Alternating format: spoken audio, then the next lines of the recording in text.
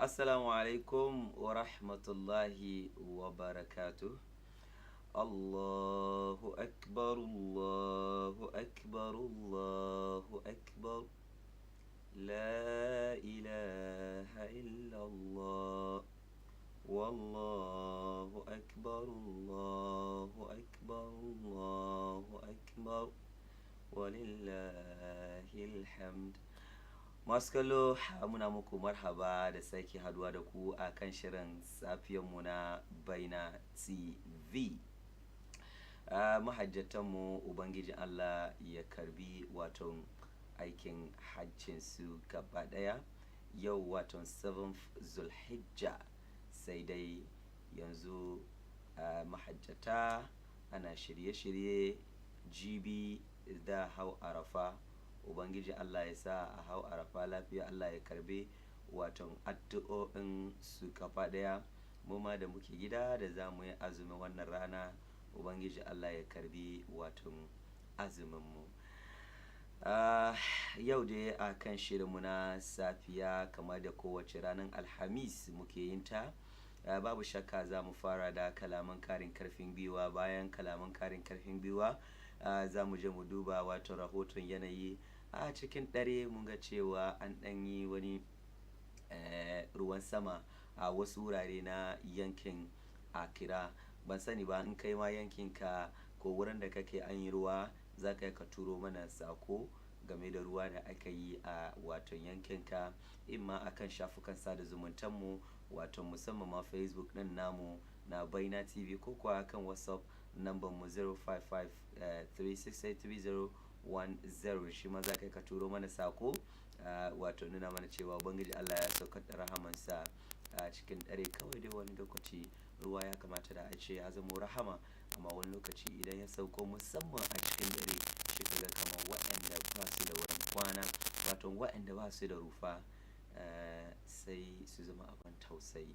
Ubangiji Allah ya rufa musu asiri da mu da su duka a duniya da lahira, amin ya hayyu ya kayyum. So idan muka kare wato kalaman karfin gwiwa, of course da mu doki rahoton yanayi, mu gan yanda yanayi zai kasance a yau insha Allah ta'ala. Akwai kuma wato shawaran kiwon lafiya wanda shi ma za mu kawo muku da iko Allah insha Allah. Bayan haka kuma akwai labaran jaridu.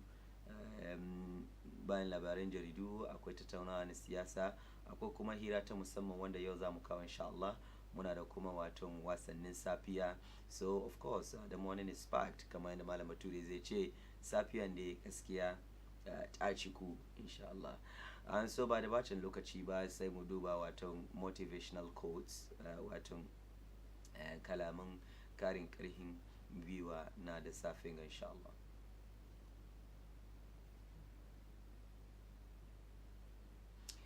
Okay, so we don't let yesterday take up too much of today.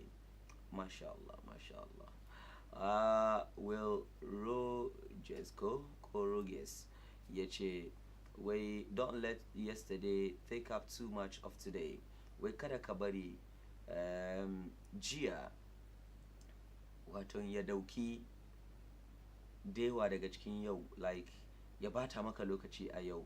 Abin da ya riga ya faru jiya ya riga ya faru. Abin da ya faru jiya wato ya riga ya faru, ya riga ya zama abin da yake ya wuce.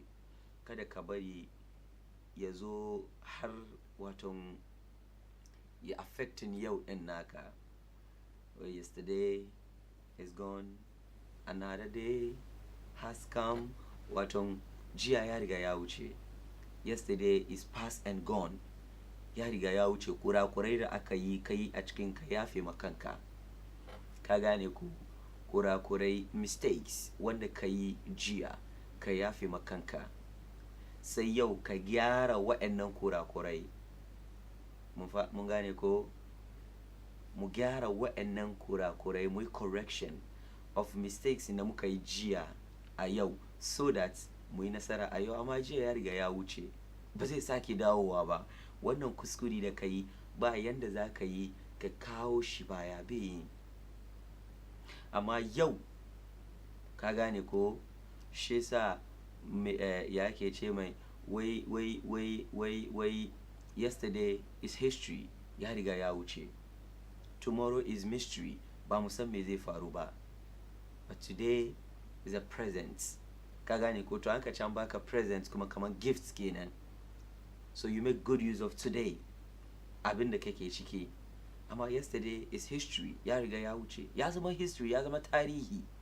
Ba yanda za yi ka kawo shi baya ba. Ka duba tarihin magabata, there is no way we can go back and then mu share wannan history mu yi shi wani abu daban. It's never ever possible. Being mun gane ko, it is history, it's a done deal.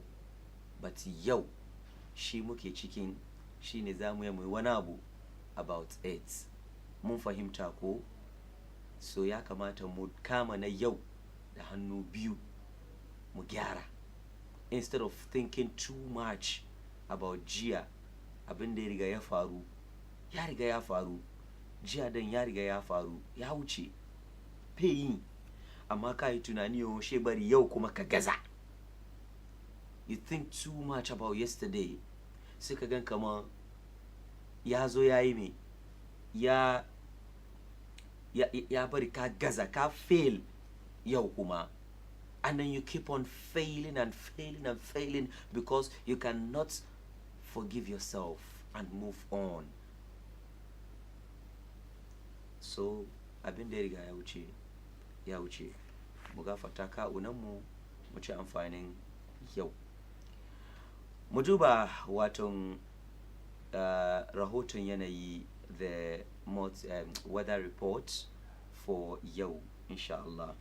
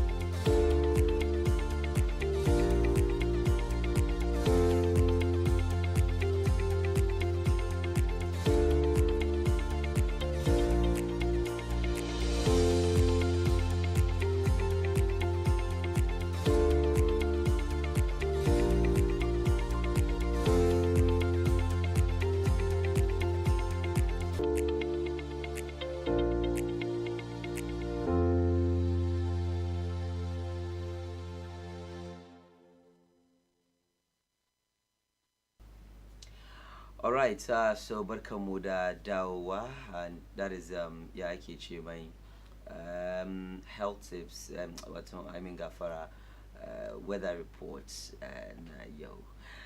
But then before mu yi wani magana akan wannan, ga abokin aiki na Khadijatu Kubura Kailani.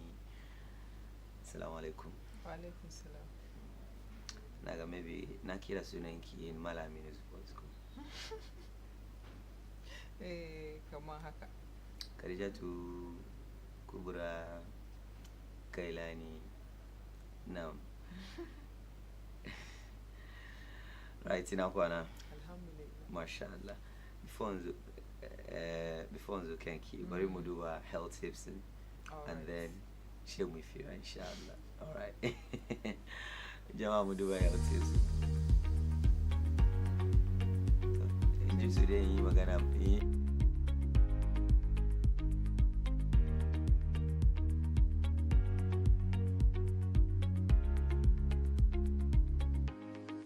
Yeah, so Moringa packs a full punch of nutrients, and I want to tell you all about it.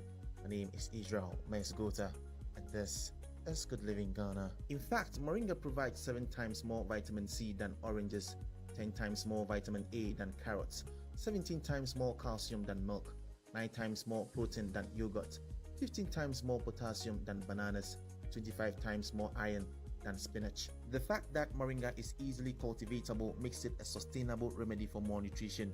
Countries like Senegal and Benin treat children with Moringa So if you have children deprived of breast milk, give them moringa. About 6 spoonfuls of moringa leaf powder can meet a woman's daily iron and calcium requirements during pregnancy. Moringa is rich in phytosterols like stigmasterol, cytosterol, and campesterol, which are precursors for hormones.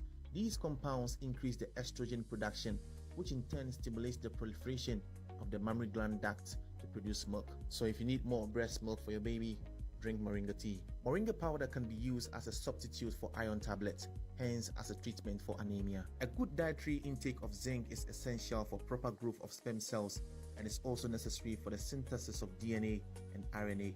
Moringa leaves show around 25.5 to 35.3 milligrams of zinc per kilogram, which is the daily requirement of zinc in the diet. So if you're a man watching this video, start taking moringa tea. So we entreat everyone to have moringa in their homes. No wonder it's called the miracle tree.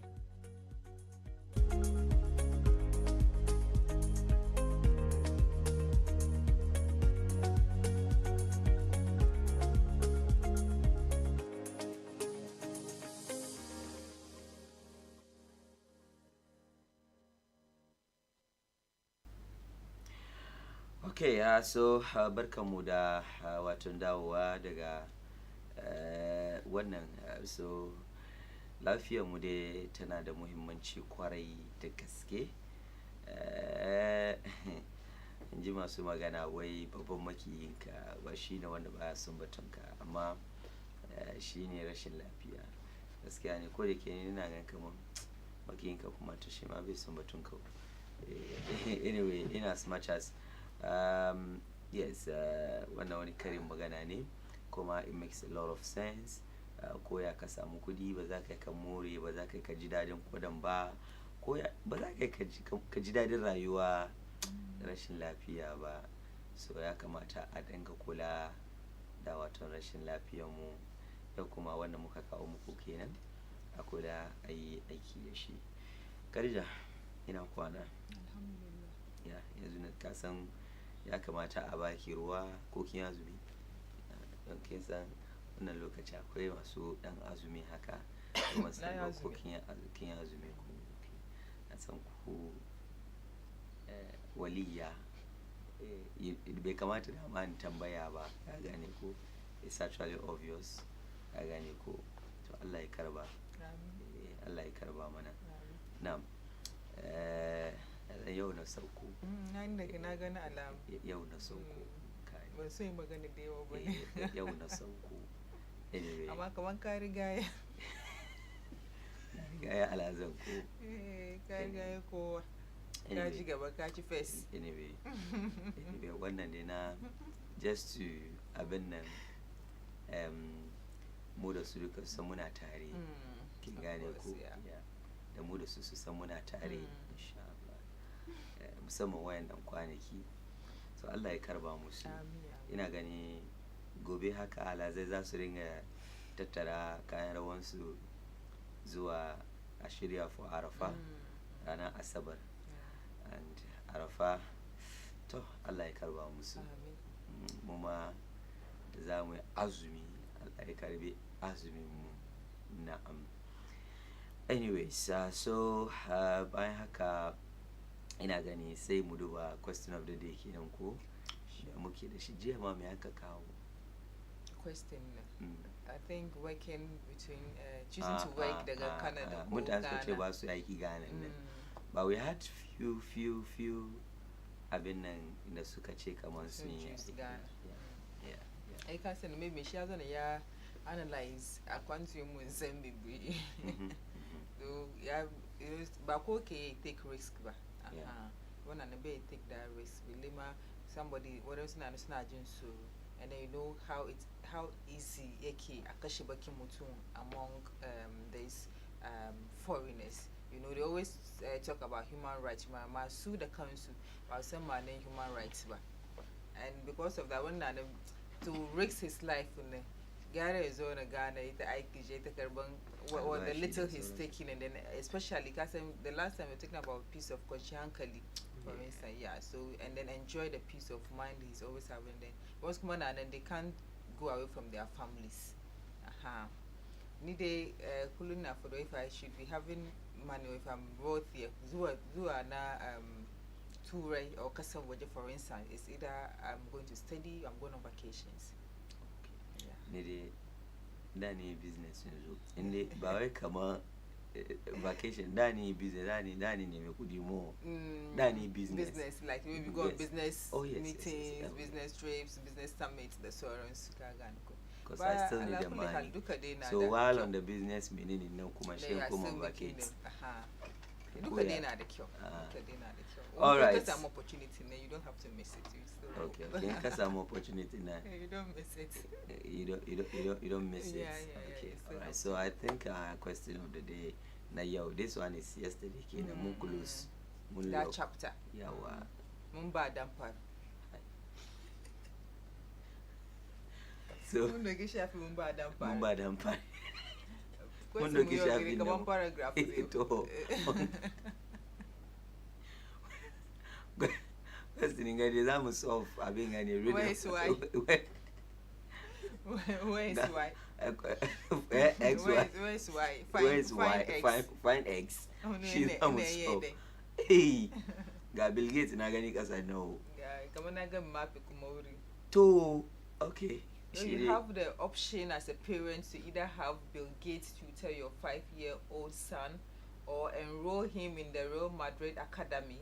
Would you rather take a chance on him turning into the next Kylian Mbappe or go with the inspiring business magnate? This is a tricky one. Very tricky. Hey. It's between Bill Gates tutoring your 5-year-old son, Kokwa, Kakashi, Real Madrid Academy. So it's about the next Kylian Mbappe. Which one will you choose? Okay, so which one? Kada Bill Gates ba in teacher kana da kuri kamar Bill Gates. Mun wuri research say library understand.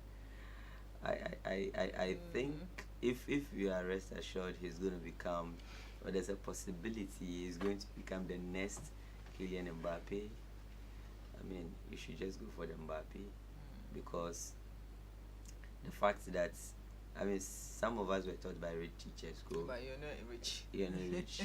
Some of your teachers were also poor. You understand? So there's no that assurance. Come on, you don't get a character there. And come to think of it, this guy is just 5 years old. Yeah. You understand? Yeah. So 5 years. I mean, but then you can still become the Kylian Mbappe and then still do business and whatever, like. And become the next Bill Gates. Sure. Of course, it's possible, because from the Abingana, it looks like becoming the Kylian Mbappe. The possibility is higher. I don't know. No, the possibility is high because looking at the age of 5, look at Akake Ghana Yaronka, like what they are good at, potential. And then putting them in an academy, for instance, will grow exactly. Interesting in the field of play. Yeah, yes, of course. And then Kagan Kama, the person will be equipped, the person will be learning more, trying to become better footballer and all that. But Bill Gates, for instance, he's a business tycoon. He's a businessman, and then he has all his money. So at the age of 5, what is it going to impact in your child as a tutor? And over the age of 5, look at in a year, okay, soon you explore. So taking into the academy will broaden his and you know his mind. At that age, you know the wasa you don't see. Yeah. And then you know some of us with football na mamuna gan she fan like I've been wasani. No wasani ma I mean so that ma wasani ko ran che labaran wasani. So mananda abin suka zo nan wasa zamu zo wasani. Ne ko yawa. So wasani. So yaro ma na son wasa. But at that age, in me, my Bill Gates, they got a so for me, that's what I think. So I think I will not risk that chance of whereby the possibility of your son being the next Kylian Mbappe is high. To I mean, Bill Gates, No. And like I said, yeah, it's a Kylian Mbappe, and then still move on to become the next Bill Gates. Like, invest, you understand? Wow. So that's what we think. Kuma me kuke gani. Yau da kaga abin fine X ne sai haka ana work ne. Kaga mathematics. Yeah. Ya zama gane ga mutane wani black star. Calculation team calculation nation. Calculator nation. I mathematics tsakanin Bill Gates da Mbappe. Which one would you prefer? Your son. Your son becoming the next Mbappe. So it's between Bill Gates and the Real Madrid Academy. Yes. So when Chikizaka choose the ball as a parent, the ball is in your court. 0553683010. Bari mu san me kake tunani. I mean, let's know what you think here. Like, menene naka ra'ayi? 0553683010. And if kana kallo mu a social media kuma za ka yi kabari commenting ka a comment section din namu wato musamman Facebook ko mu akan Facebook Baina TV kana kallo mu a Facebook don Allah ka bari an san ka a comment section din namu. Menene naka ra'ayi? Real Madrid Academy, whereby yaronka there's a possibility zai zama the next Kylian Mbappe to duniya. And also Bill Gates ya karata da yaronka at the age of 5 yana shekaru ko shekara 5 shi Bill Gates mai arzikin duniya ko ɗaya daga cikin masu arzikin duniya ya karata da ɗanka. Wanne zaka abin nan? Mu je mu riga mun gwada ra'ayi mun find X. So kai ma ka ba mu naka 0553683010 0553683010 ka turo mana amsoshinka 0553683010 0553683010 now amsoshi sun zo ko not yet. Okay, so while muna jiran amsoshin su ina ga mun dan zagaya ko Yes. mu dan zagaya mu zo idan muka dawo. Of course akwai newspaper review but while the newspaper review na go on ku send mana answers ku akan 0553683010 ko da ka ce What's up, guys? Y'all gotta wake up to go and get your cake up. Y'all gotta wake up to go and get your cake up. Good morning. Good morning. Good morning.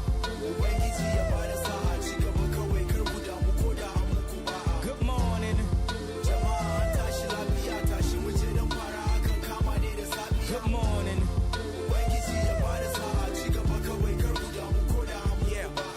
Dream last night, jama'a na yi mafarki. From rags to riches, dan talaka ya zama sarki. Daga almajiri ya zamo attajiri.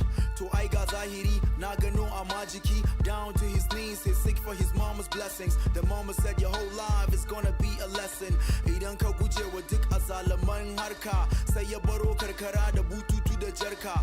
Ya shigo birni a matsayin dan garuwa. Jim kaɗan sai arzikinsa ta fara taruwa. Tanadinsa ta fara fin karfin damuwa. Ransuwa ya iya cewa burinsa a rayuwa.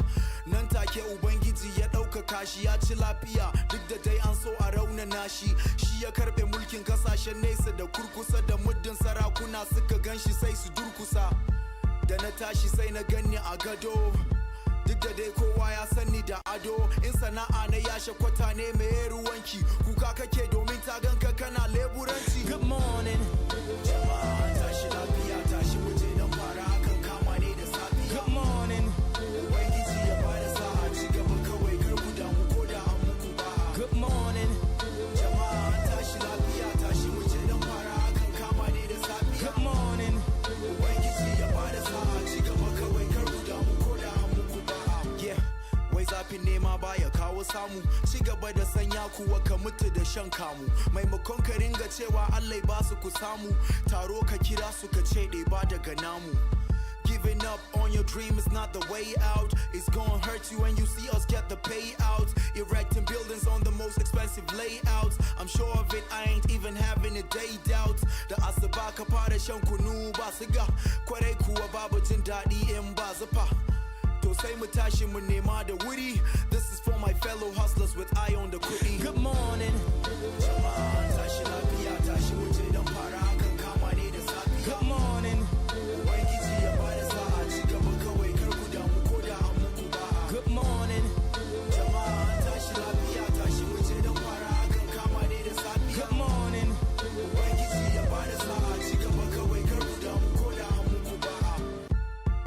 Maza bakin aiki. Jimana. Ku saya guys.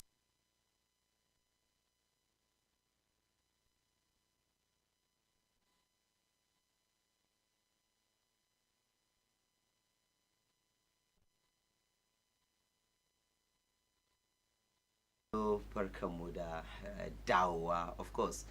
Khadija, me muke da shi cikin newspapers mu da safe ga. Well, obviously, they person last over the weekend, I guess, go Monday. Was it Sunday or Monday? She's Anjik Mujikamo Amenfi MP and able to he's a parliamentary candidate actually in that able to galam says we police says yes to come match so yana hanum police yeah. Yana kuma gasan ba me kuma we ya hand ya champion 33 policies. Baumia. Zero. Where she as a vice president. But Khadija, baki gani kamar maganganun Baumia kan shan karo da juna, because on the other hand, you say that you are a driver's mate. Kingane go. And so when kai baka da wani karfin yi wani abu. And then on the other hand kuma yake ce o kai kai ababe kaza shaka ce to mun ji ba kana nuci nayi kaza ba to ga abinda gwamnatin kake yin ake ce bai da kyau da kai din ma ka amince kaman ka zo ka sake, to what is preventing you from sake shi yanzu in dai ka zo ka she kai abu ta tare.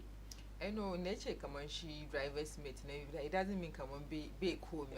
All he's trying to say is that be that a lot of influence in some decisions. She policies in the at least I 33 as a vice president. Mama track record she is 0. Okay. So yanzu daga cikin babin da ce zai cancel kamar su e-levy da makamantan su ka gane ko. Ana ce kamar wai a grobe so a free anopa. Asante hinuma kuma ya ba me ya fadi mutane shi kamar su yi ma ba umiyan magana su bari gane kaman ba there is no government zai solve crisis mu da shi yasa ayi mai magana fadi mai gaskiya sai Asante hin kuma advice da shi mai ba ake kiran shi ba making ways ya admit kaman akwai shortfalls to admit that kuma wanda suke tare kuma da ba mai su fadi mai ko sai in akwai wani strategies da zai zo ya doko sabu na doki amma it's like that suna throw that in the public eye. And Baumia yanzu the new dancer in town kinga rawan kumashi ne. Rawan kumashi ne. I think Guru so invite Guru. Ba kuma suka waje rawa. Yeah. Oh, na akwai wanda kuma is in the central region. Oh, she never returned. She get rawa kawai yake she aka describe it. At force it in a way it should focus on the dancing city and stop dancing. Yeah. Oh, this one was like Ankao Guru. Yeah. She can't remember. When the never comments, anyway, hey, the way about me is holding the sea. In a Ghana, you bring accident pay. And stage bar, she was gonna before you get in at the stage. She dances in one side. So you mean so. Like that go Guru ne artist dance and like it was so on point. You see that thing, the accuracy. Like you see, look, Baumia America and she mina kaganga ana waka na she kuna rawa according to wakan kingane go. So Guru na wakan Baumia America and bema she mina tuka lore nan. Shi kace wani yace me When they came to come out and tuka mota na Ghana ya banya accident be.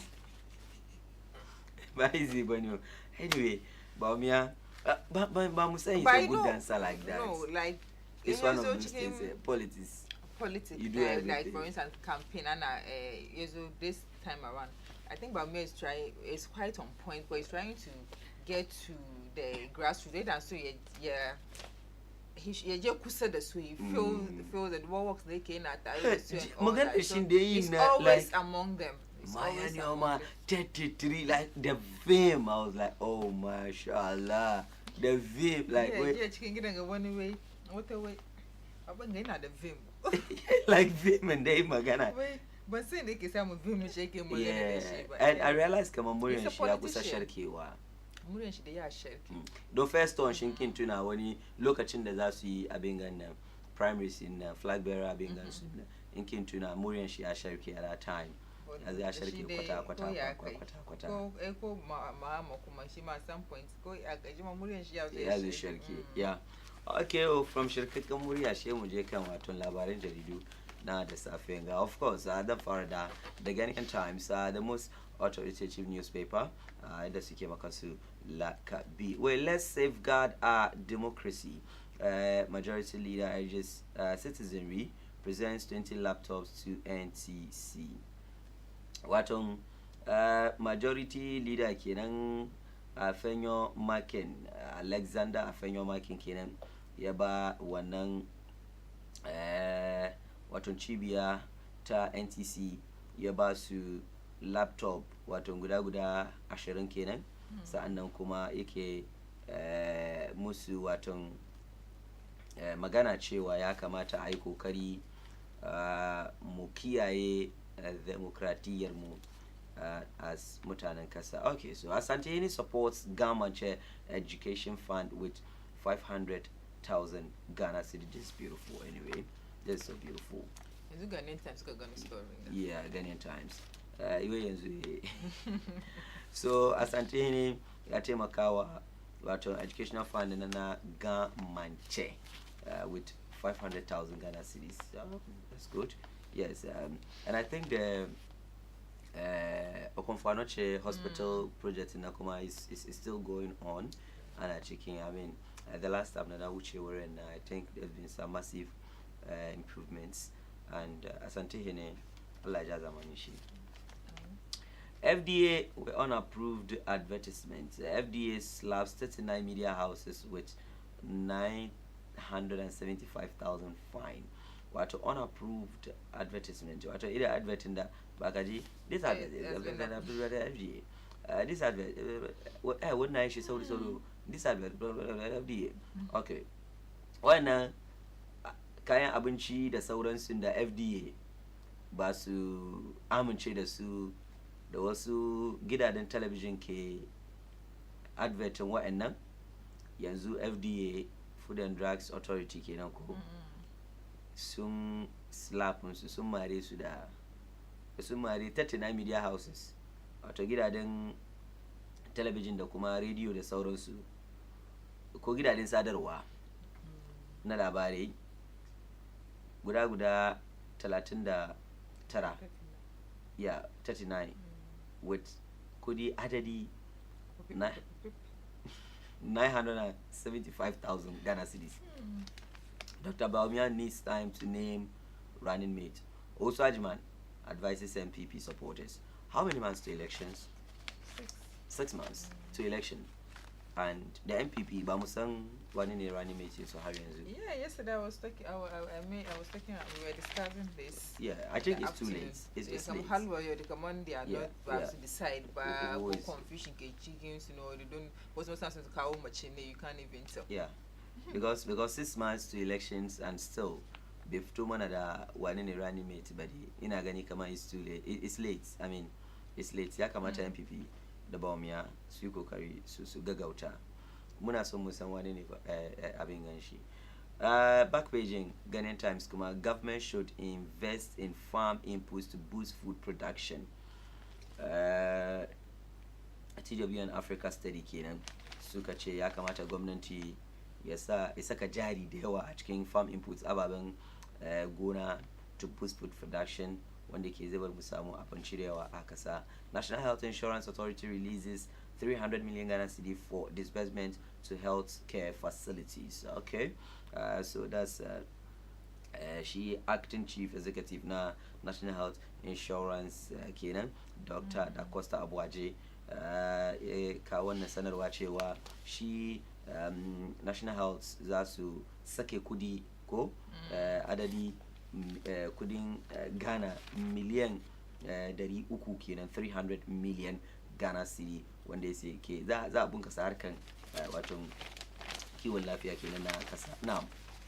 All right, the daily graphic ga hoton afanyo marking nan da yake edge media we page toxic political space afanyo markings kenan in the story na kan page 3 kenan daily graphic majority leader kenan na advice media ne ka san suka tashi mu no suke fada mu lokaci kai kuma mu no ake ba da wai ba mu ce musu komai wai media nan su duba su gyara political space ya zama toxic sosai, especially this time in da zage-zage da all this tension da sauransu heading towards the election year where they don't need all this media na ya kamata su mai da hankali a duba a synthesize public regarding this kind of toxic that ke happen. According to him, described in the zone quoting, if we don't get paid to do the right thing, we may think that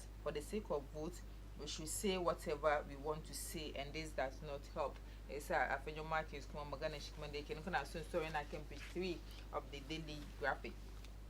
NHIA settles 300 million Ghana cedis claims. Well, could I the Kenyan de Kamata National Health Insurance Authority by the 300 million Ghana cedis. And government secures pact to suspend bilateral loan payment until 2026. Recorded GCB mobile app where GCB Bank digital transformation innovations celebrated. I think one story in GCB Kenan. And the back page daily graphic where Ghana EU Commission road project in Upper West region. Kuma modern biomedical waste incinerator installed for Nuguchi. Stories in the Israel daily graphic here. Alright, so from the daily graphic and we move to the daily post in the Shimaiche where Baumia rents crowd to follow him on his 3-day tour of Ashanti. Each person got 200 Ghana cedi per day. Each person got 200 Ghana cedi per day. So 3 days is 600 Ghana cedis. Where Baumia rents crowd mutani to follow him to Tabinshi. Daily post yes, on his 3-day tour of Ashanti. Each person got AJ into detail. Each person got 200 Ghana cedi per day. Wane aikin bango. So according to the daily post, way Baumia ya haya mutane suna bin shi kowane mutum duka kuma 200 Ghana cedi for the 3 days in G daily post. Minority will support the free SHS bill in G APAC HA. Oh, I minority day. Kada kujisoro. Soon retaba soon support soon goya bayan free SHS bill in da aketa teacher kuchenshi. Minority issues a 24-hour ultimatum to government to clear global fund drug stack at Tema Airport. Yes, on the issue kuma ga Honorable Kobnamenta Akando. Minority sumba government 24-hour ultimatum waton wasu magunguna da suka maki a waton port kenan suka ce ai kokari ai clearing komai sun ba gwamnati awowi ko sa'o'i 25 in gwamnati bai yi ba ya gani minority.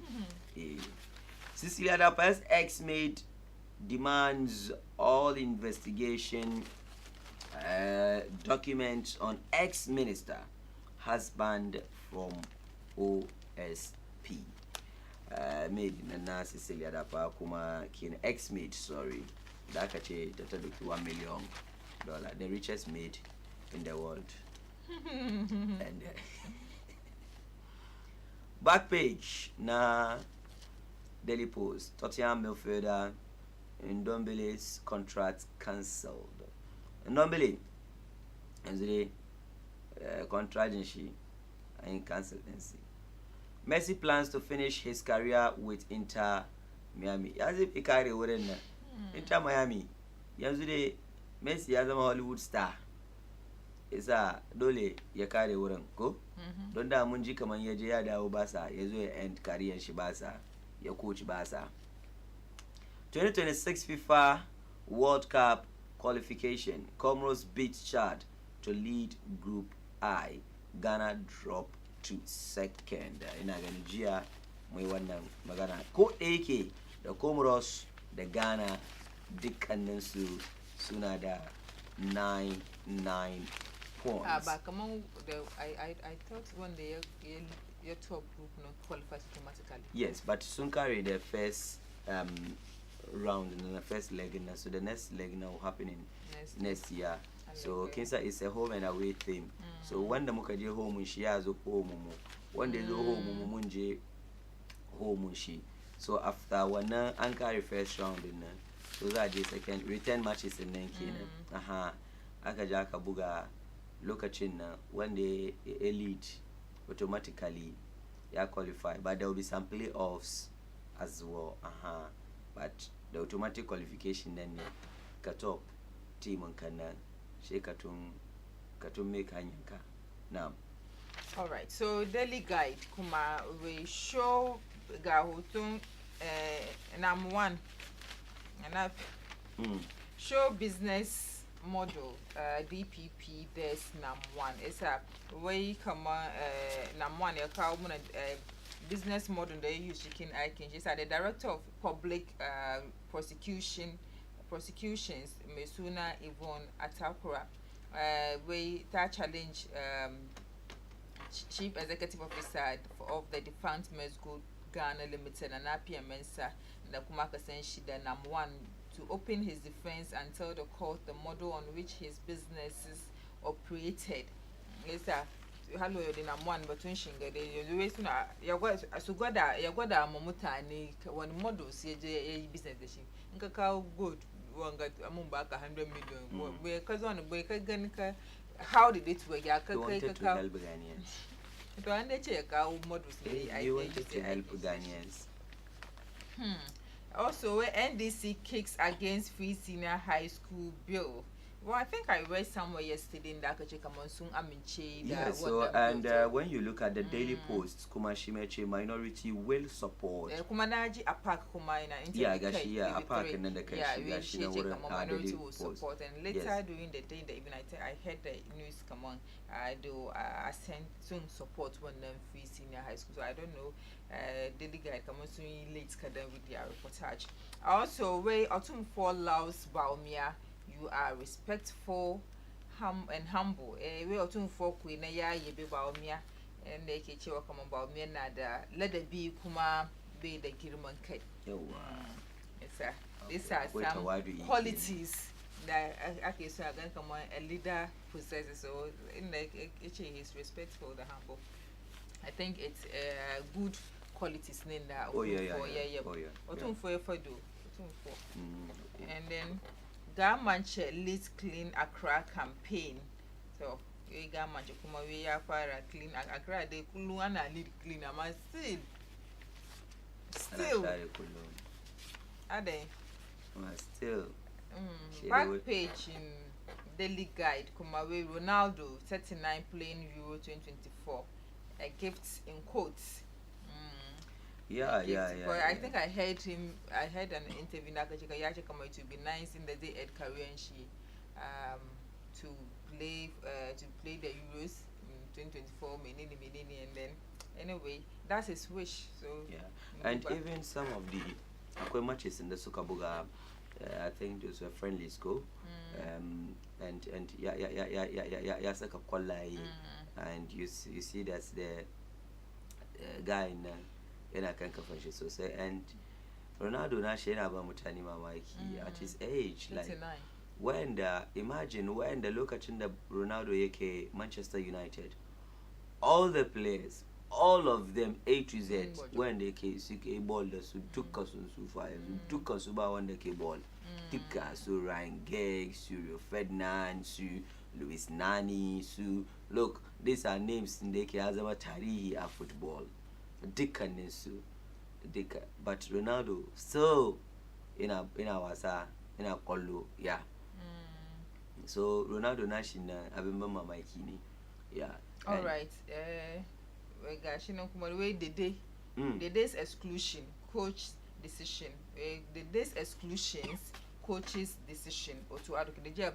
I think I also heard the interview they check so suka decide about the day as you ball because Jordan there's a Kanye the day he always wants his brother by his side, and then they decided that Abortion so so it's their own discretion. And then Kumawe Speaker launches Democracy Cup today.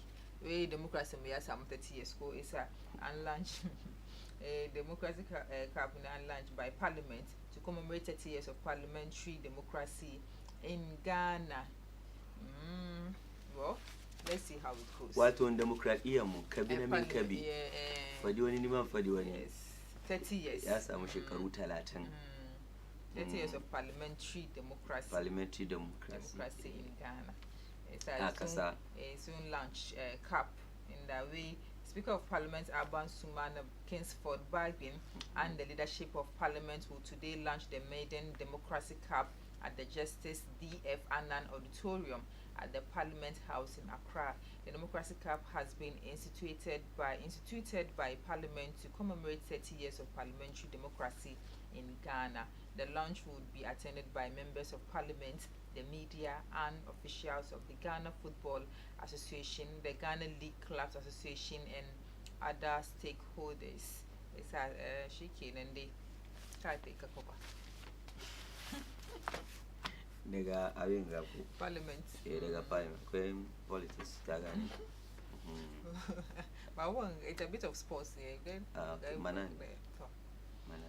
All right, so now the daily guide kuma stories da su muska kawo muna safiyan ga kenan ga shi dai stories na dai ga suna da dama ga NDC kicked against free SHS bill and then purge toxic political space a fanyan markings na mutane and he's calling on the media to help with political space yeah very toxic zage ga attention and whatnot isa aduba amaida hankali and kuma gashi wai the Daily Post kuma wai ba miya an ba da mutane 200 cedis mutane shi gwamnati suka yi campaign 200 cedis each so according to the Daily Post ba miya ya say supporters kenan ko they are not real fans they are not real MPP members. So sorry the next because cikin newspapers so the interesting one which has to do with the purging of Aduba purge political space by the media. That is what we are looking at.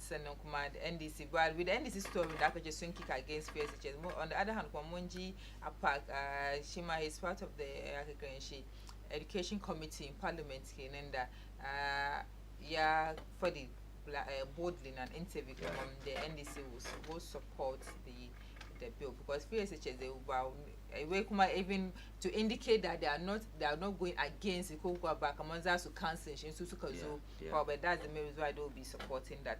And also Mukaduba about two media if you realize this thing, the media always try their best to calm the public. Look at that during election year they always talk about peace, crowd political parties together to talk about peace, but our problem right now is not the neutral media houses, politically affiliated media houses who can call this kind of tensions, who can call this kind of toxic in the media space. Some of these media houses that Carson viewers was saying inka tune in the surfinga maganganun da zaka ji hankalinka ya tashi.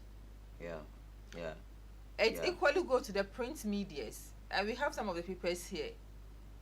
Kaganiko. So, in as much you are trying to prevent, muna so mo aduba about this kind of toxic comments, hate comments, further meaning that can happen. Yak matter so much the media houses and political parties the media house to make the hankali. So we know you want to win public sympathy. Kuna so kusamu vote. Go now, so it's everybody's trying to tarnish the other. Ko me shi ai gaskiya ma an so a ce kamar abin da me shi gashi wani ya je walking shi an ce ya ja doko mutane ya biya su 200 cedis each. Ke ma je ka doko mutane ka biya su. No, so what they're trying to tell us that equally ko the same way ka gan Muhammad mutane shi mama kuma maybe shi ya biya 100 Ghana ko ba shi ba su power. Is that maybe ya biya 100 Ghana. Ke ma je ka doko mutane ka biya su ko. So it means that mostly the neutral media houses and Suba they always try to even fight for the right thing to be done. So call they hold these politicians accountable. But what in the suka them affiliated and they always trying to do the bidding of their masters. So Nasa Kama is coming from a very objective part, but so the council deep their house in Makansu get scared. In their heart of hearts, I'm saying this again. Let's say the star finger. Some of these tuning. Yeah. I think you're 100% right. Like, these neutral media houses in Suna, Sasota, Kalamansu, the Minini, but the politically affiliated media houses in like ka ji wani magana kamar yadda kika ce wallahi gaskiya ne har hankalinka ya tashi. If you are at the other side ko opposite ko me shi bai auna abin da zai fito bakin sa bai gani maganan ga da zan fadi ga ya kawo tashin hankali ya kawo damuwa ya zama cin mutunci ya zama kaskanci ya zama gafara iskanci ka gane ko da wani magana na nan iskanci ne ko kuwa cin mutunci yes domin if you don't agree with wani wasu wababe na nan ba lalle shi ka ci mutuncinsa ba ka ce ba an yi rayu da shi ba shi kenan an gama ka gane ko amma wannan nan name callings da makamancinsu dukkaninsu bai taimaka ka san kamar dukkan ga dai political ka san za a yi election akwai propaganda techniques da dama na zaya ko ya ku feel free to use of course use your propaganda techniques it should be in moderation like we should be moderate in everything we do. There's 200 cities for us. It's one of the techniques in the non but it should be moderate. Most of you are affiliated to a particular party. Most of delegates are affiliated to a particular party. Maybe delegate akache what then ga akache their state owned their newspapers, but in the end sometimes like let's call it spade a spade. Sometimes in the Abin case one because this story in for instance NDC kicks against free SHS bill. In different interviews there are different angles to the story, and then all this singer it's part of the tension that one the AK couch public space. Afenya Markins is calling on the media to those who will help shape the political space. But the politicians equally don't give journalists Nandama. The journalists will try to do the right thing. The next thing, police those to do why? Because you are inside panic and fear in the public. Meanwhile, it's not necessarily like that. It's when we hand go hand campo, you make it very. Initially, people were calling for. Early this year or somewhere later last year, we were calling for support for the media. I think media harassment on the media. And then you even mukasamu one decade gabam the national media NMC. Yeah. We were very disappointed in him. A person of his caliber. Journalists. You've served in that space for a long time, and now they are still calling on this media. I think is calling it's a beautiful call because you touch hankali it's from the media. And some country hankali is from the media, but on their part as politicians, what are they equally doing to make it conducive for the right of the journalists to be equally be protected? if I keep talking about politically affiliated media houses. If you don't do the bidding of your master, you lose your job. You go home. Yeah. In as much you want to do the right, you still go home. Even with the neutral ones in the machine in and some order from above. Hey, you are doing this. Keep it toned down. You are doing that. Do this. Don't do this. Don't do that. Don't do this. So it's a collective thing. So just like we work, the politicians work with the media equally work with the politicians because they are always the newsmakers. They are always the newsmakers, and they are always people we always have to be holding accountable. So we are all working hand in hand. The sword is always mightier, the pen is always mightier than the sword. But it will be very difficult. Their intention. She knows how sweet that again. I'm not saying come on, but the media can equally do it, but support should come from them. God, and them sikuma and them sikuma suma so say about chicken so do bakan desire a tone down hateful speeches on our media houses. Even in callers who call some callers what they say is because of what they heard from a different media house. They are not the callers is not affiliated to that political part of the media house. So much they say hateful comment. Well, we can't say much. The media will do their best to make sure come on the moon samu but equally Suma to play their role to help us do our work. Election and you can't be how many months? We just have some few months. The last year. Yeah, 6 months is just around the corner. Yeah, and then hateful speeches. I'm telling you, some of these media houses, when you tune in, you'll not be happy. You'll not be happy with the car. All this is happening in this same Ghana we are all living in. And it's worrying. It's worrying. So I equally view some comments to share right in this issue, and then the NDC kicking against free SHS bill well, from the news we have, or from the news we've heard and read, we know where the yes, we come on soon consider. So if the Lagos they are claiming the NDC is trying to kick against the free SHS bill, then I think it's not a good thing on the part of the NDC. But from the information we had, which indicate that Anche Commando do not go against the bill so soon. Chigabai, so if you must sometimes going to come on, they don't want to cancel. Yes, I think Daily Graphics will report previous news, and then they've also have a second thought about that. But anyway, it's a Daily Graphic, a Daily Guide. Hello. Free SHS need day. Free SHS now. It's a beautiful thing. There is a tema come down. You don't come them time. They will say, "Me share come on. Oh, need them, but don't free SHS. But that but some munaje na carry SHS. That maybe a lot of their family members will not go to SHS. It's a can't come. Ya tema come. Mutani the dama. Yes, but in building aka ascent and come here go in place. I do, but I share the quality of our education is very important. Anyway, it's not the quantity, but the quality of our education. We are so quality education. But so education is as for me. Come on, because I can't share that. We are my yafimuna the muzona gida. Like we've gone beyond that, and we don't have to go back. Kazona anche back. Kazona came breaks koya buyafi kazona gida. If the environment is not conducive, if it's not if it's not enabling. The child have to go to school where he can play, where he can learn at the same time, where they can be safe. Amanya Reje school, roofing sheet school, would they have in the moment summer but keep a kamata be on coffee. But in Kuma by Anje Gideba, the next thing is like a kitty. So we have to look at the quality of our education. It's not about the free. When people were look at that KB and fees, school. No. People are still going to school. Of so course, it's not about the free, it's about the quality. They come out of some already number. The graduates that can produce already number. But we are not producing quality graduates as a nation.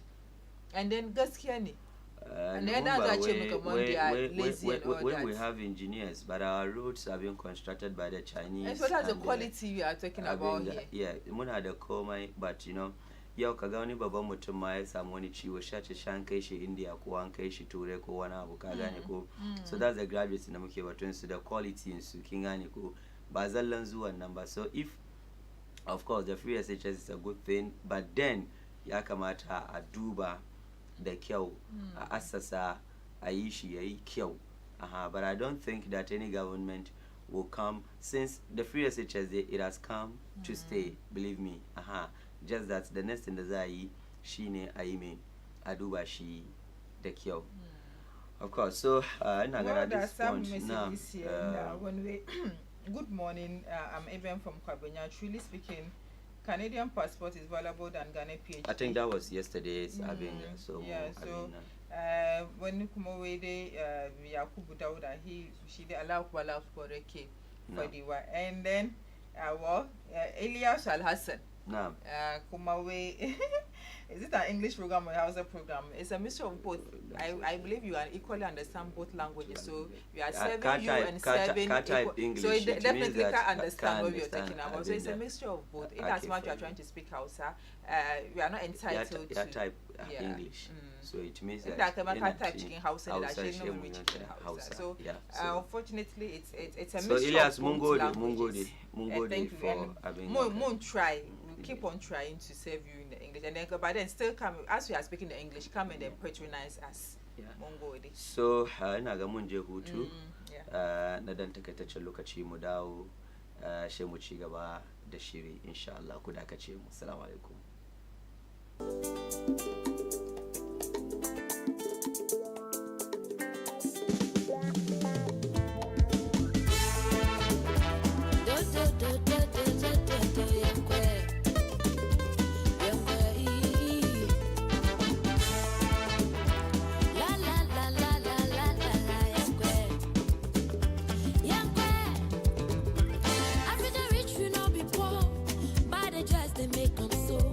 Upon the gold and the diamond, the bucks are the oil, we stood the beg for dough. Africa rich, we don't be poor. Corruption just the make it so. Upon the gold and the diamond, the bucks are the oil, we stood the beg for food. Now everything may fall apart. Politicians, they lie without be fat. Them go to fill them our bellies, their family, then leaving the poor to suffer die. Promises for promises. After your vote, them go leave your premises. I just see the remedies. All these years come alive, became images. Yeah, poor roads and hospitals. They go to fly to Europe for health issues. They go to use one hard and taxes to show them my girls, them barbecues. Mama Africa, eh. Mama Africa, eh. Mama Africa, eh. Mama Africa, eh. Yaro, yara. Wonso, yara. Yaro, yara. Wonso, jini, babio, yara. Yaro, yara.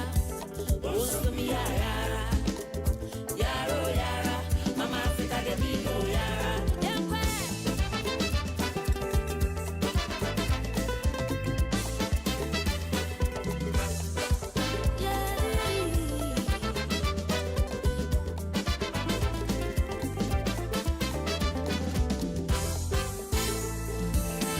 Rise up, my country people.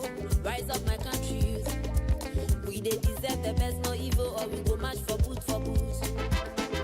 Rise up, my country people. Rise up, my country youth. We they deserve the best, no evil, or we go match for boot for boot. Now everything may fall apart. Politicians they lie without be facts. Them go they fill them my bellies, them family they living the poor to suffer die. Promises for promises. After your vote, them go leave your premises. I just received the remedies. All these years come alive became images. Poor roads and hospitals. Them go they fly to Europe for health issues. Them go they use one hard and taxes to show them my girls, them barbecues. Mama Africa, eh. Mama Africa, eh. Africa, eh. Mama Africa, eh. Yaro, yara. Wonso, yara. Yaro, yara. Wonso, jini, babio, yara. Yaro, yara. Wonso, yara. Yaro, yara. Mama Africa, the people. Mama Africa, eh. Africa, eh. Africa, eh. Mama Africa, eh. Yaro, yara. Wonso, yara.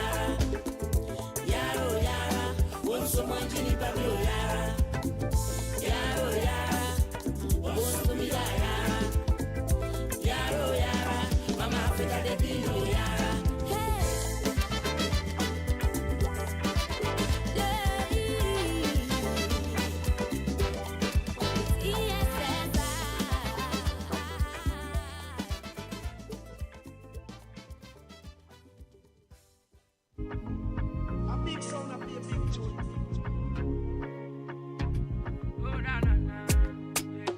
Listen, Nesibia, Hemetiase, Namia Dome won't cut me tiase. Minya me party. Make a clear, I don't go can't. I know go full of fly, me go play me crew. Smart boy, me go pay, me go pay the to. See a Danny, who yet dream this. I dream fit piano dream. I don't pay my sorry me to me casa, Papa me dance. If you must take me, qua me ba, Papa me dance. If you be, you know they be in your name, no Papa me dance. Yo, mommy, be a many so, see me driving dance. Yeah, say me kaya tas baby. Obi boy me dime, me landlady. Di my temps like don't see. You draw a poto, jama winchi. Me say bo san frame yo, but me feel it dance. I man say me bo swam, me go kunipa. So every day I do pray about pressure. Me real one, I'm a guy, so me a gangster. No matter what we go carry on. Anywhere that we no go fall. Grateful soul at the time. Say why you are ever tired. I don't pay my sorry me to me casa. Papa me dance. If you must take me qua me ba. Papa me dance. If you be, you know they be in your name, no Papa me dance. They don't want me be a many so, see me driving dance. Listen, Nesibia, Hemetiase, Namia Dome won't cut me tiase. Minya me party. Make a clear, I don't go can't. I know go full of fly, me go play me crew. Smart boy, me go pay, me go pay the to. See a Danny, who yet dream this. I dream fit piano dream. No matter what we go carry on. Anywhere that we no go fall. Grateful soul at the time. Say why you are ever tired. I don't pay my sorry me to me casa. Papa me dance. If you must take me qua me ba. Papa me dance. If you be, you know they be in your name, no Papa me dance. Yo, mommy, be a many so, see me try me dance.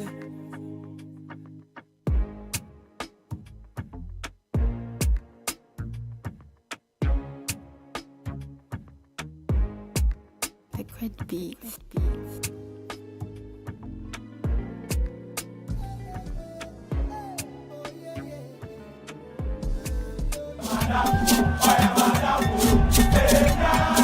Wannan shine inda ake yake. A nan shine inda kuke son ku kasance. It's a powerful drive and it's a wonder goal. A cikin wannan shirinmu na wasannin motsa jiki. It's a race for 1 and 2. Ghana, Nigeria. Ga masanin wasanni tare da masu masaukin bakin wasannin motsa jiki da kun kafi so. Za su tattauna da ba da karin haske kan kanun labarai a duniyar wasanni. Ku kasance da cibiyar wasanni a Baina TV. Babu wani shirin wasannin motsa jiki kamar haka. Argentina, champions of the world.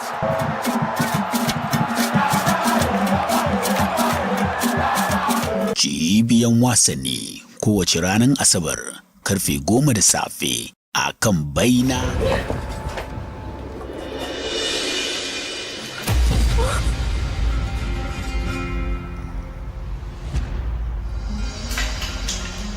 Vendetta. Auren dolin Dilan da Baran saboda rikicin jini.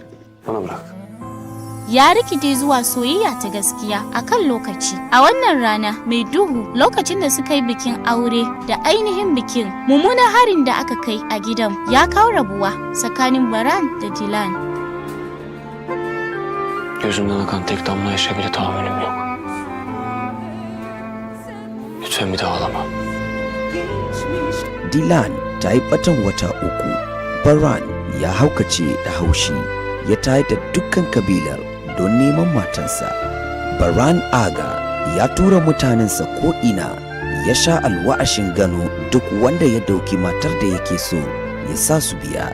Amma a wannan karo yana fuskantar makiyi mai karfi da ba zato ba tsammani. Sana aileni unutacaksın demiştim.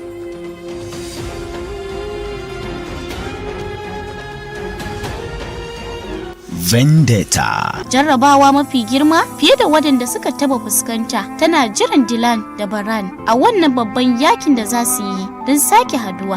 Wani irin sirri ne Sabiha Imiroglu wanda ya sace Dilan zai shiga cikin rayuwar mutane biyun, kuma ta yaya waɗannan sirrin za su shafi Dilan da Baran. Vendetta.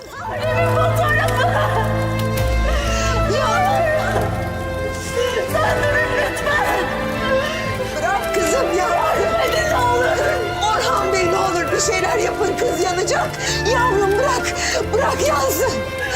Shin miyagun mutanen Ko kuwa soyayyar Dilan da Baran za su yi nasara? Vendetta yana zuwa muku daga ranar Litini zuwa ranar Juma'a da karfe 7 na yamma a Baina TV. Vendetta, soyayya tana yi.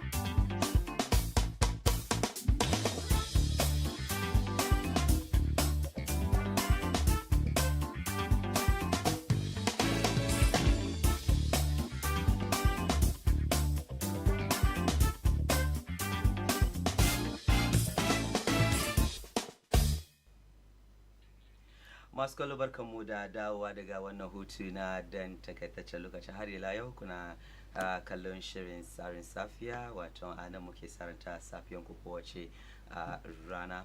Yanzu akwai hira ta musamman wanda za mu yi game da wata shiri ko in ce ƙarumin shiri mai suna Zango Cultural Nights, wato ɗari na al'adu kenan na wato al'umman Zango. So Zango Cultural Nights kuma akwai wa'annan kyawawan halittun Allah, bayan Allah guda biyu wanda yake suka zo suka haskaka min wato studio da safin ga za su zo su fahimtar da mu idan an ce Zango Cultural Nights menene Zango Cultural Nights. Ko da ke dukkanin su da na san su, amma to wai waka a bakin mai shi tafi dadi, saboda haka zan ba su dama su gabatar da kawunan su sai yanzu mu yi hira abinda ya kawo su insha Allah. So Hajiya, bari fara da ki, wai waka a bakin mai shi tafi dadi, so ki gaya mana sunan ki da kuma min ya she mu shiga da fiye insha Allah.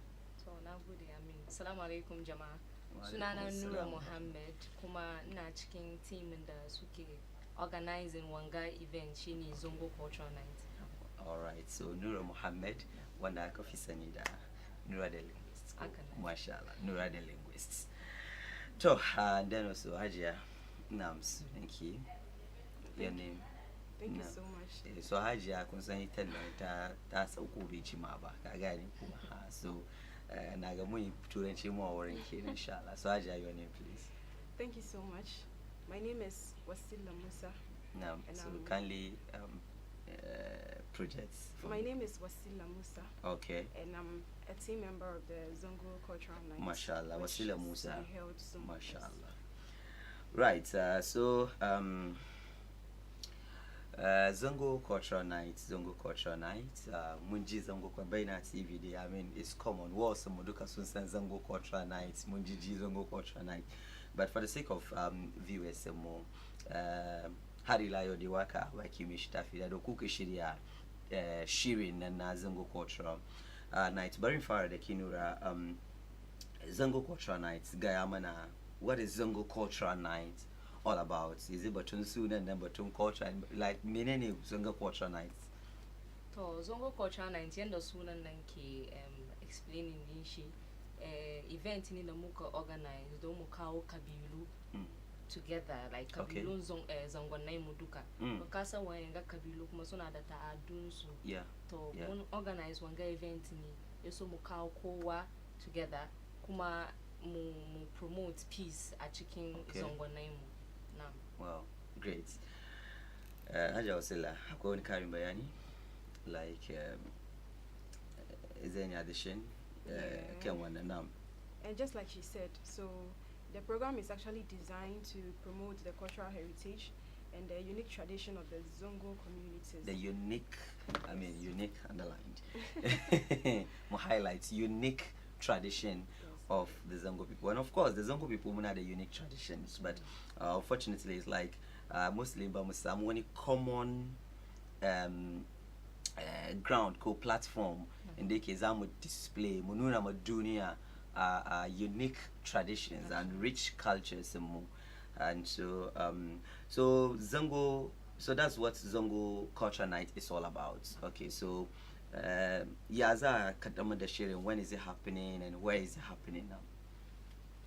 To Zongo Culture Night today zai faru around 17th of June daga Grand Arena wanda ke cikin Accra. Oh, 17th of June. That's Monday. Yes. Monday mai zuwa. And Nasan Sallah inshallah is Sunday. So why garin Sallah kenan? Okay, the 17th of June. Daga Grand Arena. Grand Arena. Oh, inda aka yi TGM ne.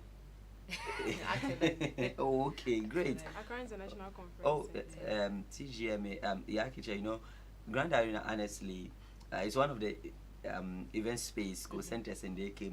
Shady event in the K. Yeah, event too. Honestly, like let's be serious. Like Grand Arena is a place in the K. Shady event in the event too. Ake yin shi wurin nan. Wanga shirye-shiryen event ne. Wow. Mun plan shi sosai. Ya samu ka choose wannan. Wow. And honestly, in ka duba musamman zangon mu da, for me, I don't know, but for me, I think this is the first event mu na musulmai ko zango people in the Zaishi Grand Arena. Honestly, for me, that's what I know. I stand to be corrected though. It's true. It's very true. Yeah. Okay. Now crazy. Okay. So that means that it's a show Neki Akamata. So 17th, Yaki Chemai of June, coming Monday, why Garin Salakina. So Munsamu wani wasan Salakina. Great.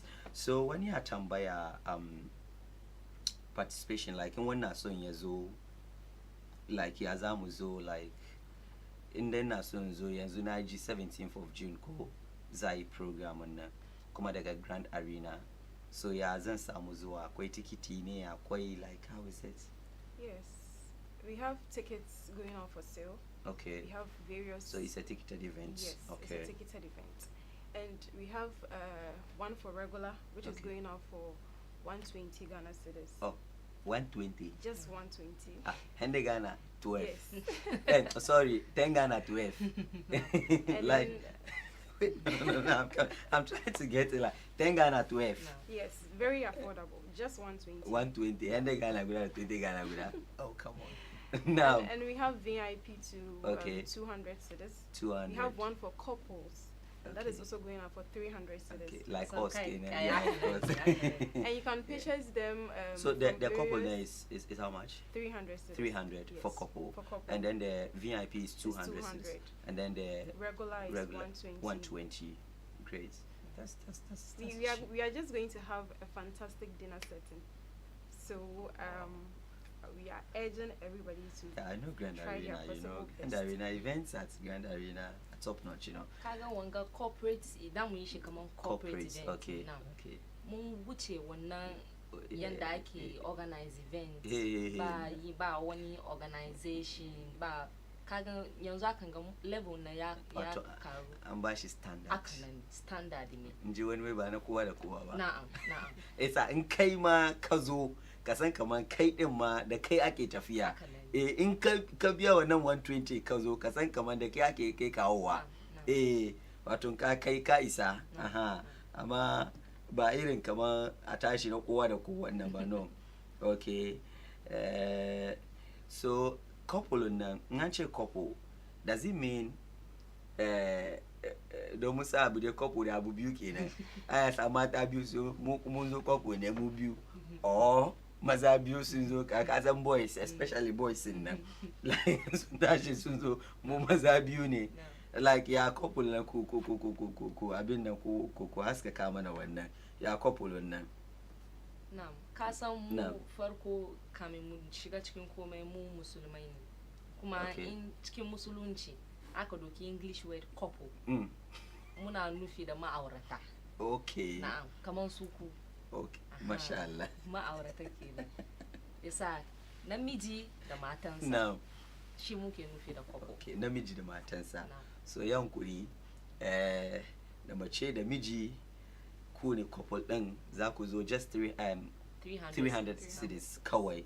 Akwai special wurin da za a je ku da kai da matan ku fita da matan ku ke nan ne na su fita da su ba kullun tuwo ba gida kullum ba babu gajiya an ci sallan Sunday Monday sai a dan je a yawa kullun tuwo kuna gida me kenan.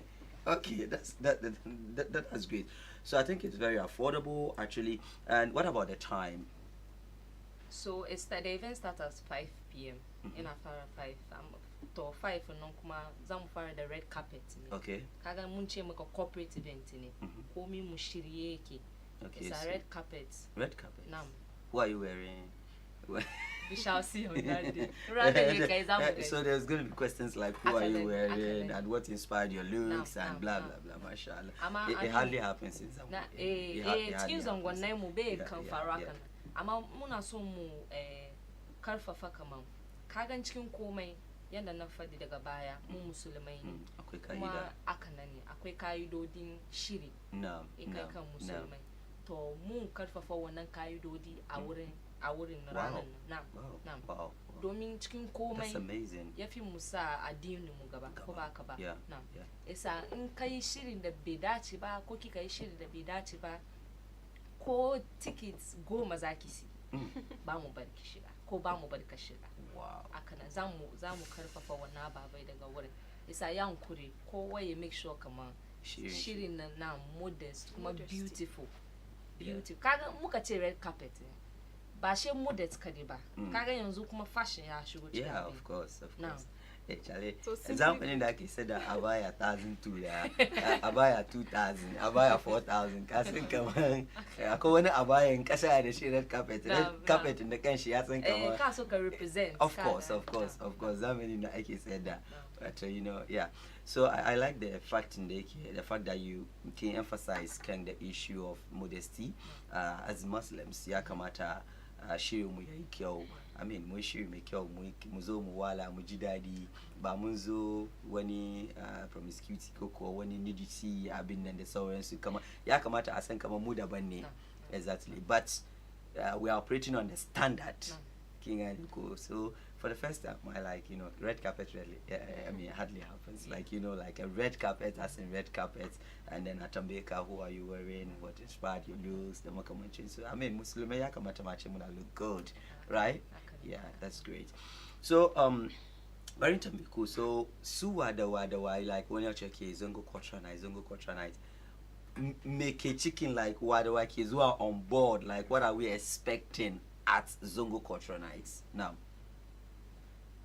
To Zongo Culture Nights collaboration the Easter production the National Council of Queen Mothers in Ghana Zongo Queen Mothers in Ghana. Okay, wato magajoyi kenan. Aka nan magajoyi kuma ayi a gani ne ba.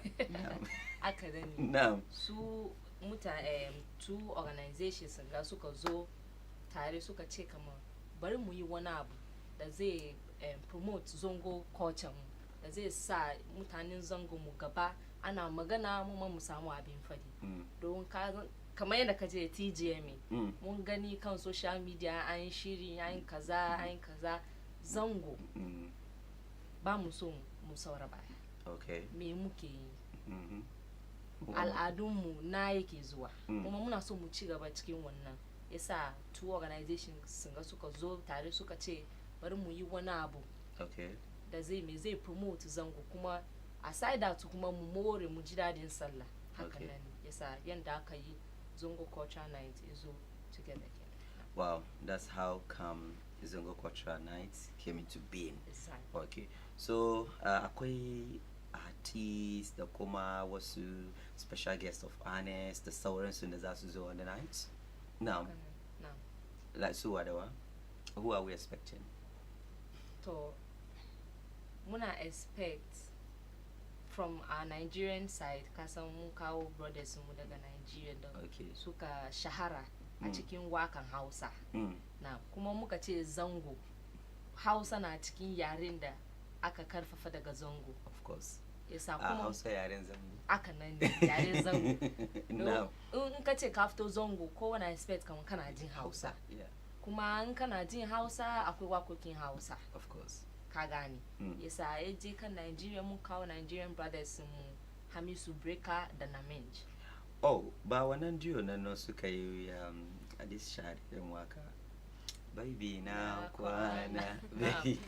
Good. Oh, the two of them actually. Yeah, but some may inspire. I can also be entire day, but like I feel like Hamisu Breaker, Jibril Namenj for short, yeah. I mean, Suna make it's a perfect combo, yeah. So it means that Namenjo and Hamisu Breaker will be in Ghana, and Nagani artists in Nigeria and so, but Hamisu Breaker Banga Bantabagani Shigana ba, Banji Baton Shigana ba, and even Namenjo, yeah. Personally, I like Namenjo, honestly, yeah. And so, yeah. So great. So Banda Su Akuma. To Banda Su Ezo Kangana Munada Namu Baba Jama. Kasan Baba Jama kuma ya share cikin wakan Hausa cikin Ghana nan. Kuma muna da Sasko. Okay. Muna da Sasko. Akanan muna da Bashari. Okay. Annabi ne. Okay. Now Bashari. Sannan kuma muna da yake kira wani high life legend mu Adani Best. Yes, shi kuma zai zo insha Allah. Oh, that's great, mashallah. So we have some artists from Gida, Dakoma. These are also artists outside in the Zasu join them more. Banda de harkokin gargajiya da sauran su da ringa displaying. What about like akwai irin kaman high profile personalities in kasa kuma da sauran su da zasu shahara? I don't know if you have any ideas Musani now. To high profile personalities they muna da su. To wanga special guest from the spiritual end muna the National Chief Imam of Ghana, Sheikh Nuhu Shaributu zai zo a event.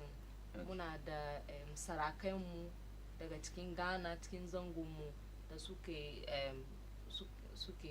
yake cewa Hausa ma ya harkokin tafiyar mu na al'umman zango, ya suke jagorantar tafiyar mu na al'umman zango. Of course masu jagoran mu suna horon ita zamana mun zama bunni muna bayan su kenan. Yeah, so our producer Nana tambaya, where is it for only Muslims? No, it's not for only Muslims. Okay, so please where ba na musulmai kawai ba ne. It's not for only Muslims, but like she touched on the dressing code. So it should be modest. Very modest. Okay, all right. Just be simply good, decent. Mashallah. All right. So one of my producers, Wenga Mukukama, he's already there. Inshallah. Right. So we are expecting. Yes. So there's another message where there are not only Muslims in the Zango community. Yeah. Yes. So unkaje Zango kaje kajima wana Hausa. Ba Muslimi bane, and it makes sense. It's normal. Yes. And even ba yake ce ba kowa ma ke Hausa dole ma ba, but it's from the Zango and it's proud. I mean, and this is Ghana, so everyone is welcome. I understand that aspect, inshallah. So before Kuuchi, Yoshe artists in Azasu arrive in Ghana and to go there be any media to now. So artist arrival in Ghana day. Okay. One number we are Mugani. Okay. Now. Okay. All right. So okay. So now receive. Okay.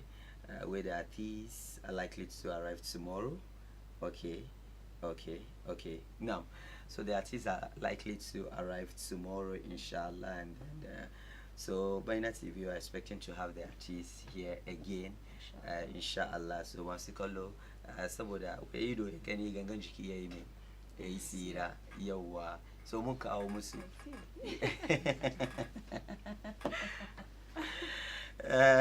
Jibril Namenjo and then also Hamisu Breaker, so that Susan Kamaya, they are really in town. Yes, so Inji, when will you come? Sleeping. All right. So thank you so much, ladies. So we can purchase tickets from various media houses like okay. Baina TV. Yeah, because Baina TV are Hijra TV. Okay. From the National Mosque Kanda. Okay. Yes. What about the venue? Yes. Yeah, you can purchase at the venue also. You know, Ghanaians like to purchase tickets. Yeah. And they say, oh, ticket to Nakoni Gates. Akoni Gates. Oh, there's a lot. You can come with the entire family that day to the gates, and you would get a ticket to purchase. I'm a kuzoda saudi. Suzoda we go. Suzoda we. Mashallah. We kuzoda we mbaka bakaza mabaya. Akane. Kuzoda we mbaka kuzoda mabaya. So your final words, okay. Right now I want you to look into the camera. And then, before that, Kubamu numbers in cool. You don't want to purchase tickets. Kubamu numbers in cool. But before that, yes, Kubamu numbers in cool. And then also after that, Kugaya, you look into the camera and then you invite people. Like you tell them why they have to come for Zango Cultural Nights. Now, so the number. Izan can also ticket kazo wanga event kai kira 0243 646 732 0246 0243 0243. Yeah, that's number na kika shiki repeat. Okay, 0243 646 732 Kokwa 026 411 0110 0110. All right, so na so could watch king camera and then mutane zango na duban. Okay, kana kallon ki. So yanzu Nura invite mutane su zo su duba su zo show. To mutane mu na zango kamar yanda muka tattauna wanga event nin da baka so ka miss. Kuma mun ba ku ranar sallah ku yi layya.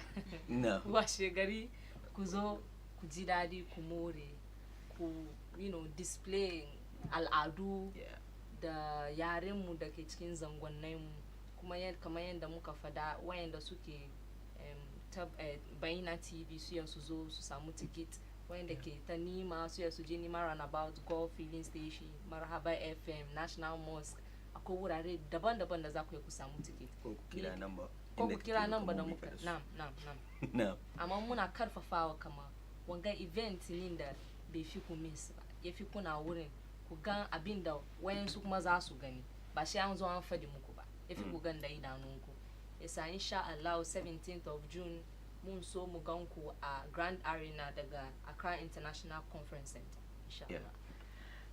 Okay, so to touch up a little to all she said, so the Zongo Cultural Night is actually going to be a night filled with traditional dance, music, a lot of performances. It's going to be a colorful night. Yes. Very colorful, right? Like the rainbow colors.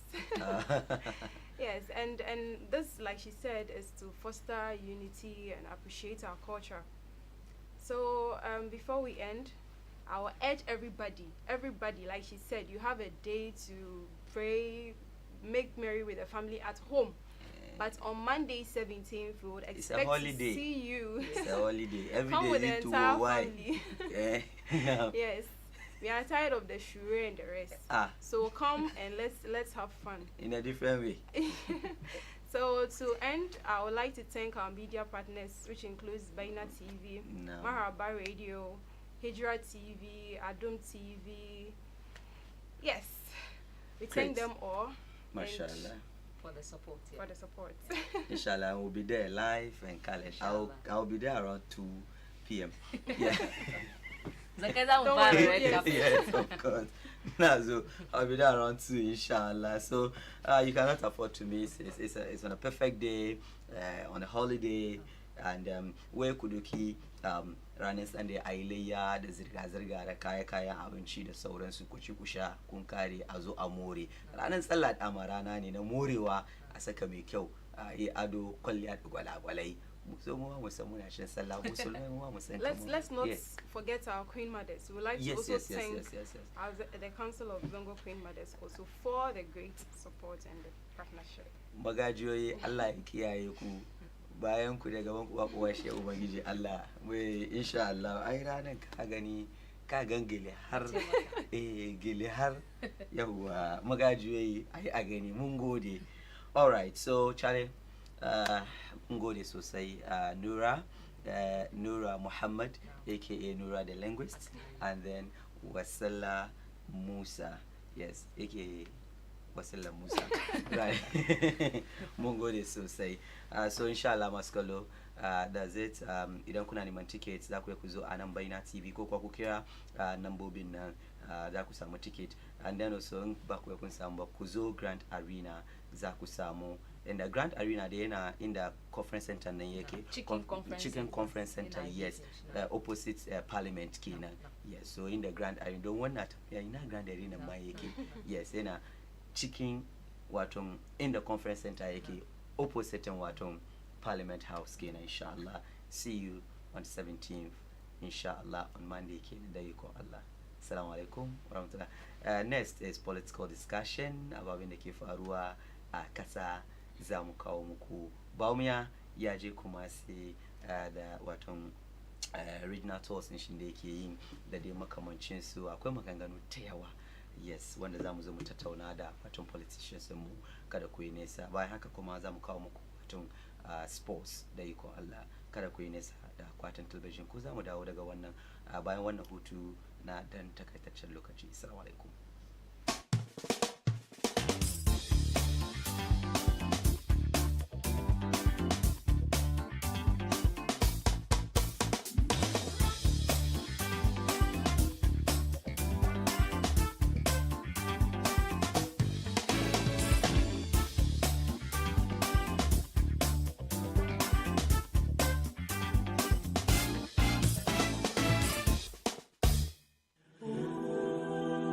Assalamu alaikum wa rahmatullahi wa barakatuh. Ejidiyefo metumu nyina salama. Let the Bible and Quran Speak organization any Baina TV and yede adesua eka nipa koma adesua nso a ebro adwene ntiase so. Na saa adesua yi Bible and Quran chire yi ebrewo ewo Baina TV. Nyadade na me nso menya mre na yensia konwa na yendosuko ewo Bible and Quran. Na enkyerɛkyerɛ no yɛato din sɛ ɔsom enkyerɛkyerɛ ɛwɔ Baina TV. Na ɛbɛyɛ mfasoɔ sɛnea ɛbɛyɛ adanko ama atemmu ada nkɔka mbereguofoɔ. Nti ɛdu saa mmerɛ no a sia akongua na mesia akongua na me no yɛfa saa adesua yi ɛmfa mboa yɛn. Ɔsom enkyerɛkyerɛ yɛfrɛ me Sheikh Ilyas Abdurrahman. Ɔsom nkyerɛkyerɛ, this and every Saturday at 8 p.m. only on Baina TV.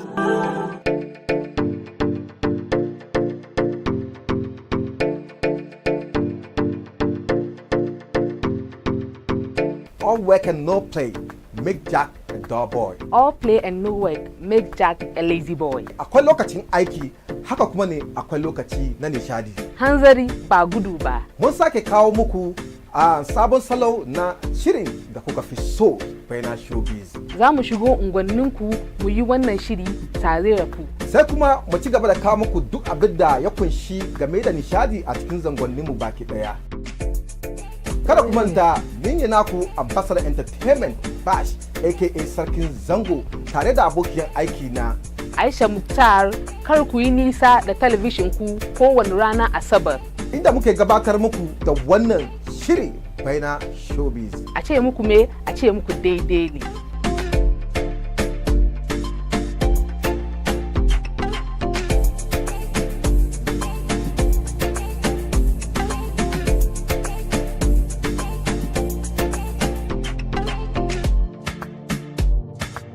Baina Showbiz, farhanku fifiko mu.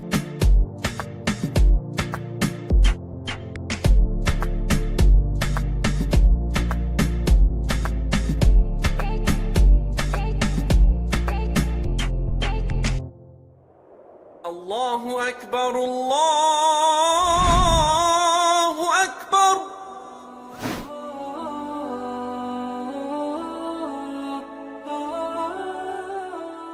The word Islam is an Arabic word which means to surrender. As a Muslim, you surrender yourself to the Almighty Allah, your Creator.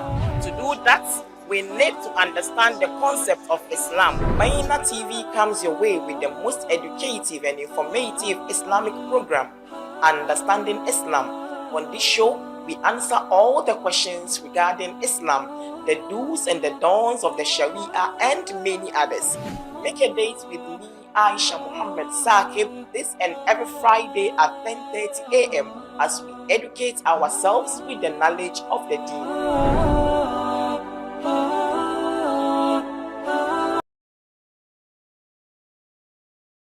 Even if it was the devil who should come and sit on top of us in Ghana, by virtue of certain procedures, certain practices, the devil cannot get away with doing whatever he wants. He would necessarily have to do what the people expect of him.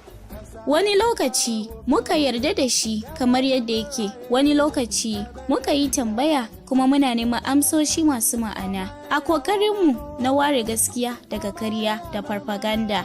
A matsayinmu na 'yan ƙasa masu haƙƙi a cikin lamuran siyasa, mulki da tattalin arzikin ƙasa. Breaking the eight, we shall in 2024. Meanwhile, government borrowing continues to spiral out of control. Akan wannan shirin ma'auni muna bin amsoshi da mafita yayin da muke sanya 'yan siyasa da jami'an gwamnati akan dandalinmu mai girma. Kasance tare da tawagarmu mai matukar amfani a shirin ma'auni, shirinku na siyasa mai fadakarwa da ilmantarwa a tashar talabijin da kuka fi so. Ma'auni yana zuwa muku a kowace ranar Laraba da Juma'a da karfe 8 na dare a kan Baina TV. Baina TV, connected to your world. President Akufo, member will show down. Vice President, member will show down.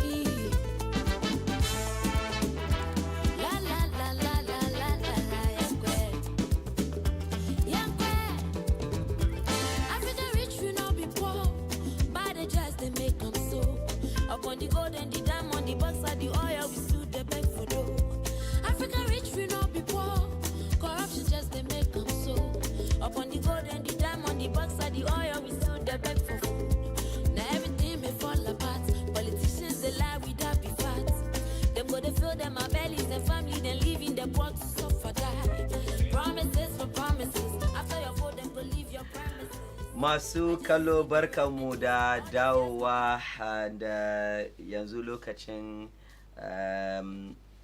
politics kenan ya kai. Of course ina da chairman Olabode Williams a studio tare da ni. Chairman, barka da zuwa, barka da safin nan. Barkan ka ne. Na'am. Ya gida duka. Wala alhamdulillah. Chairman, yanzu dai light off ya kare ko? Naga ANDC soon join Yvonne Nelson, Ken, Wanandum Vision. I was there. You were there. I was part of the demonstration. Okay. Even bad demonstrations that a cikin Kasanga, indin na cikin Greater Accra. Cikin Kuala, I'll be part of it. In the MPP suka shirya fa kaje. Suka shirya ne. Demonstration then. In the sun shirya, that is the confidence Ghanaians want about it. In MPP suka shirya demonstration. Kaje. If it is eligible, I'll be part of it. But have you been a part of an MPP demonstration before? Have you been part of an MPP demonstration? If it is eligible, if a government comes and the government is not performing, and then MPP has to organize. Let's say the NDC is in power, okay? If things are not going right, okay, and then there's going to be demonstration, I'll be part of it because Ghana first. But MPP swing demonstrations, they were looking the NDC suke power. Kataba join? It was useless demonstration. Useless. That I don't need to join. The last Dumso Demon da suka yi and the Dumso Demon da aka yi yanzu, wanne kawe kaga kama, it makes sense. It's not about kawe. It's about what the people say. What which people say? Ghanaians say. Ghanaians. Yes. I've been the Ghanaians. That's because we have a reckless a minister who doesn't know anything about energy. Napo. And Sashuri in a waste mona time. Unlike the time of His Excellency John Dramani Mahama, where he told Ghanaians emphatically, Chiwa, he will solve the problem Kuma on the 15th of March 2015 thereabout, John Mahama solved do so before the election of 2016. So Wednesday 15th March, Mahama solved do so, and I quote, according to Dr. Baumia, there is no way Mahama can take credit for solving do so, which means he solved it. Wait, there is no way. A way Mahama solved do so, and then after solving the do so in 2016, Kaganiku bringing America power, etc. Ganesh should know that it was Mama who solved do so and not did the MTP. He said it categorically. He said it. She mesa bonsumaya lament on it. She said ne maka nkagana ka documents and aka documents and to justify my points. Okay, so she said okay, she just about the demonstration, okay? It's like kind of gani kama one demonstration na Dumson the suka in it was uncalled for. It was uncalled for because I don't know what have they achieved. When Napo the current Minister of Energy now Chiwa Mama should solve do so. But Mama is Chairman, incompetent. Excuse me. No. Let me develop the point. Mama is incompetent, super incompetent. What and what? At the end of the tale, Mama solved it before we left power. Mama solved do so before we left power. Chain Mesa Boss, you are testify. You attest to that. The current president, Nana Adudongo Akufo-Addo, you testify to that. So what are we talking about? So, but Chairman, I hope you are aware, Kamal.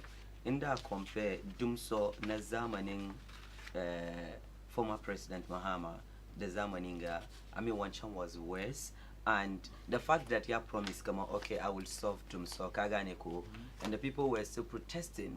Should check come on, look, nka solve maka solve when shida wuri Kaganeko. Now here you are, Chairman. Ka join vision da aka yi shekaran jiya ko ba haka ba. Great. And then ka duba cikin magana Yvonne Nelson ta ce kaman ba haka ce kaman ai dama abin nan bai worse kaman wancan ba. She ta ce kaman so should we wait for it to be worse? Ta yi wannan magana. Ta gani? Which means I don't need to give any answer. She has already answered it. Should we wait for it to be worse? Ta ce. Okay. And then on the other hand, the issue was worse and they wanted the government to fulfill promising she. And you didn't go for that one. What are you telling me? No. What are you telling me?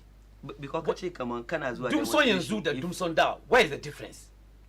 As we speak now, in light TJ off, what is it? Dum. Yenzu on, what is it? So what is the difference? And as I speak now, are you telling me, come on, stores have not been collapsed in this country? Business have not been collapsed in this country? Are you telling me that? So, today, as we speak, Aboso Kai traders, some of them have even closed their shops. Some even are using generators. So what are you telling me? Kumasi magazine, the same thing. So my brother, today as we speak, people have been died as a result of doom so that is being perpetrated by this government. So Master, it's the same thing. But Mama, President Mama is a visionary leader, a visionary thinker, somebody who knows much about how to put the nation in its correct perspective, has been able to solve doom so before NDC left power in 2016. And Magana, well, Mama should not take credit for solving doing so. He said it. Chairman Sabensu said it. So what are we talking about here? Chairman, but before I go, Mufara Kinokuri. Na muso madam ka first story mo as we tatona. Menfi East MPP parliamentary candidate. Yeah, when you comments wasu zafafan kalamai game da hakan ma'adanai ba bisa ka'ida ba wanda aka fi sani da illegal mining ko kuwa galamse. To da yi wannan magana video ya ji viral, mutane sun yi magana, yanzu dai polisai 'yan sanda sun ce kaman the New Patriotic Party is a kama shi wannan Menfi East MPP parliamentary candidate. Now, what do you think of that, or what do you make of that? Well, thank you very much for giving me this opportunity.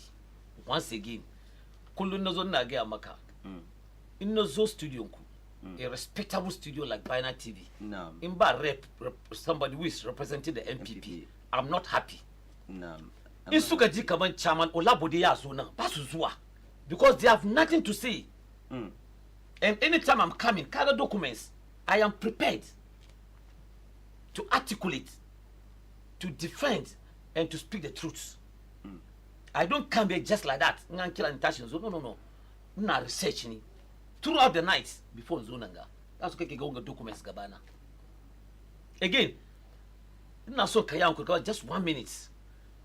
Last Monday, the Uchinga, NDC Moon celebrated the second anniversary, which was very, very important, unique, and the most important personality that Chiki Ikon Allah aka elevate into to the extent, come on, I was very happy. My conscience is happy, and the whole general public is happy. It's a woman of caliber, a woman of substance, a woman who knows much about NDC party in Ayawaso East. A woman who has done a lot for Ayawaso East. A woman who started it all in Ayawaso East. A woman in anti-organization.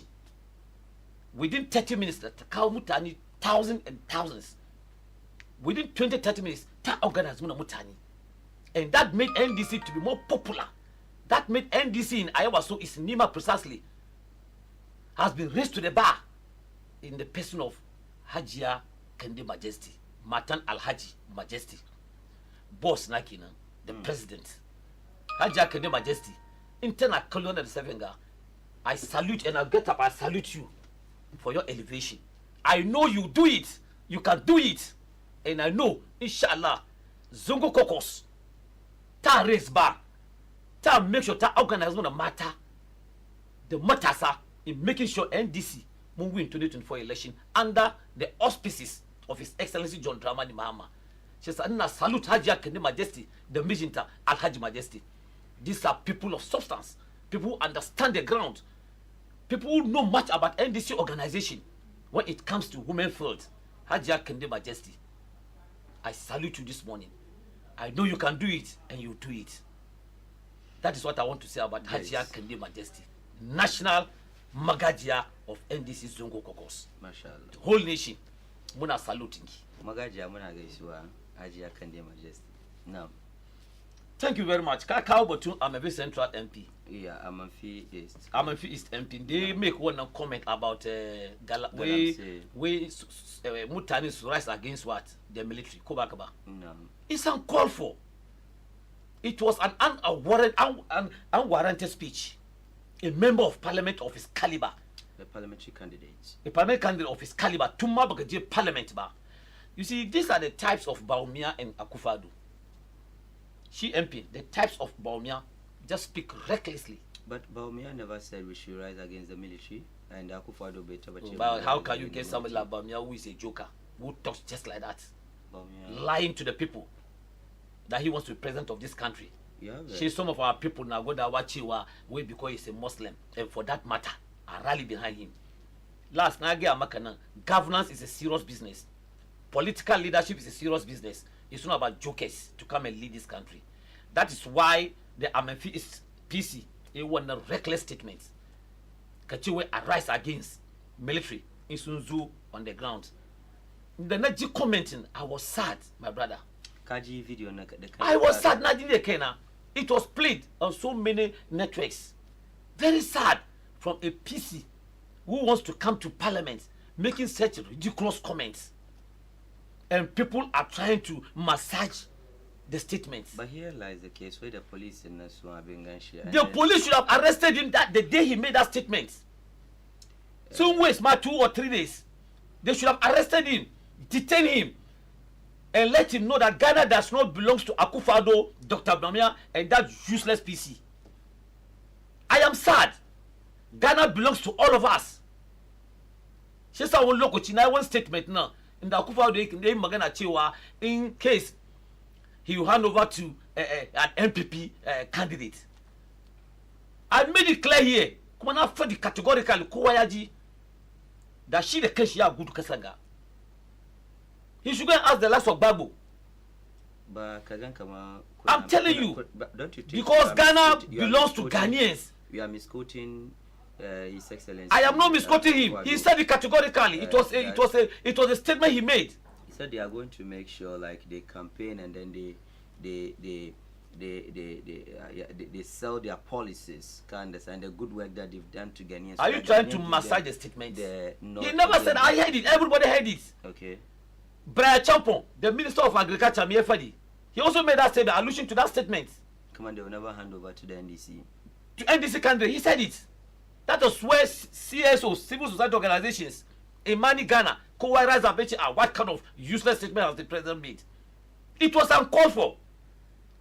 In His Excellency Aka election, His Excellency John Dramani Mahama win election. The soldiers hand was Subashi.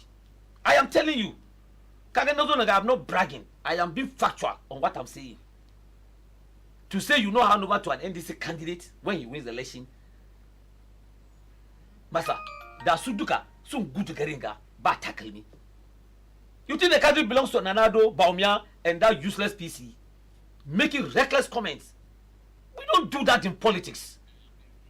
I always state, let's respect our leaders. Very Moldova commenting, fee peace in, and then we continue our discussion for the sake of Mr. Ernest Frimpong is currently at police custody at Safa Regional Police Command. In fact, the Regional Police Command placed a call on him on Monday morning that because he was not within the municipality, he had to travel from wherever he was at Kumasi. So yesterday evening he reported himself, and then today, as I speak to you now, about 30 minutes ago, he has finished writing his statements, and he's speaking a day. So I can confirm to you that he's at the Regional Police Command at Papa, not within the municipality, because of the magnitude of the issue. They did not want to handle. Okay, so that was him actually making that reckless statement. The statements and it was coming from him. I understand. So I think that we identify him, or we describe him as more describing she as Amenfi is PC. Can understand. This gentleman PC in the Magananga. No. In the Muna, in a serious country, he would have been sent to court by now, jailed even, to serve as a deterrent to other PCs or MPs who make reckless statements in this country. So, President Nanado Yage Amuna, he will solve Galamsey. And if he's not able to solve Galamsey, he will put down his presidency. Today, what are we saying? At his own backyard in Kibi, they are doing Galamsey. Akufo-Addo's backyard. They are doing Galamsey. Today, ruin the Kibi around that area. Tell me, why Basu, the water project that have been stationed there, who gave it to them? Was it not His Excellency John Dramani Mahama? Was he able to send water to his own place? Akufo-Addo? No.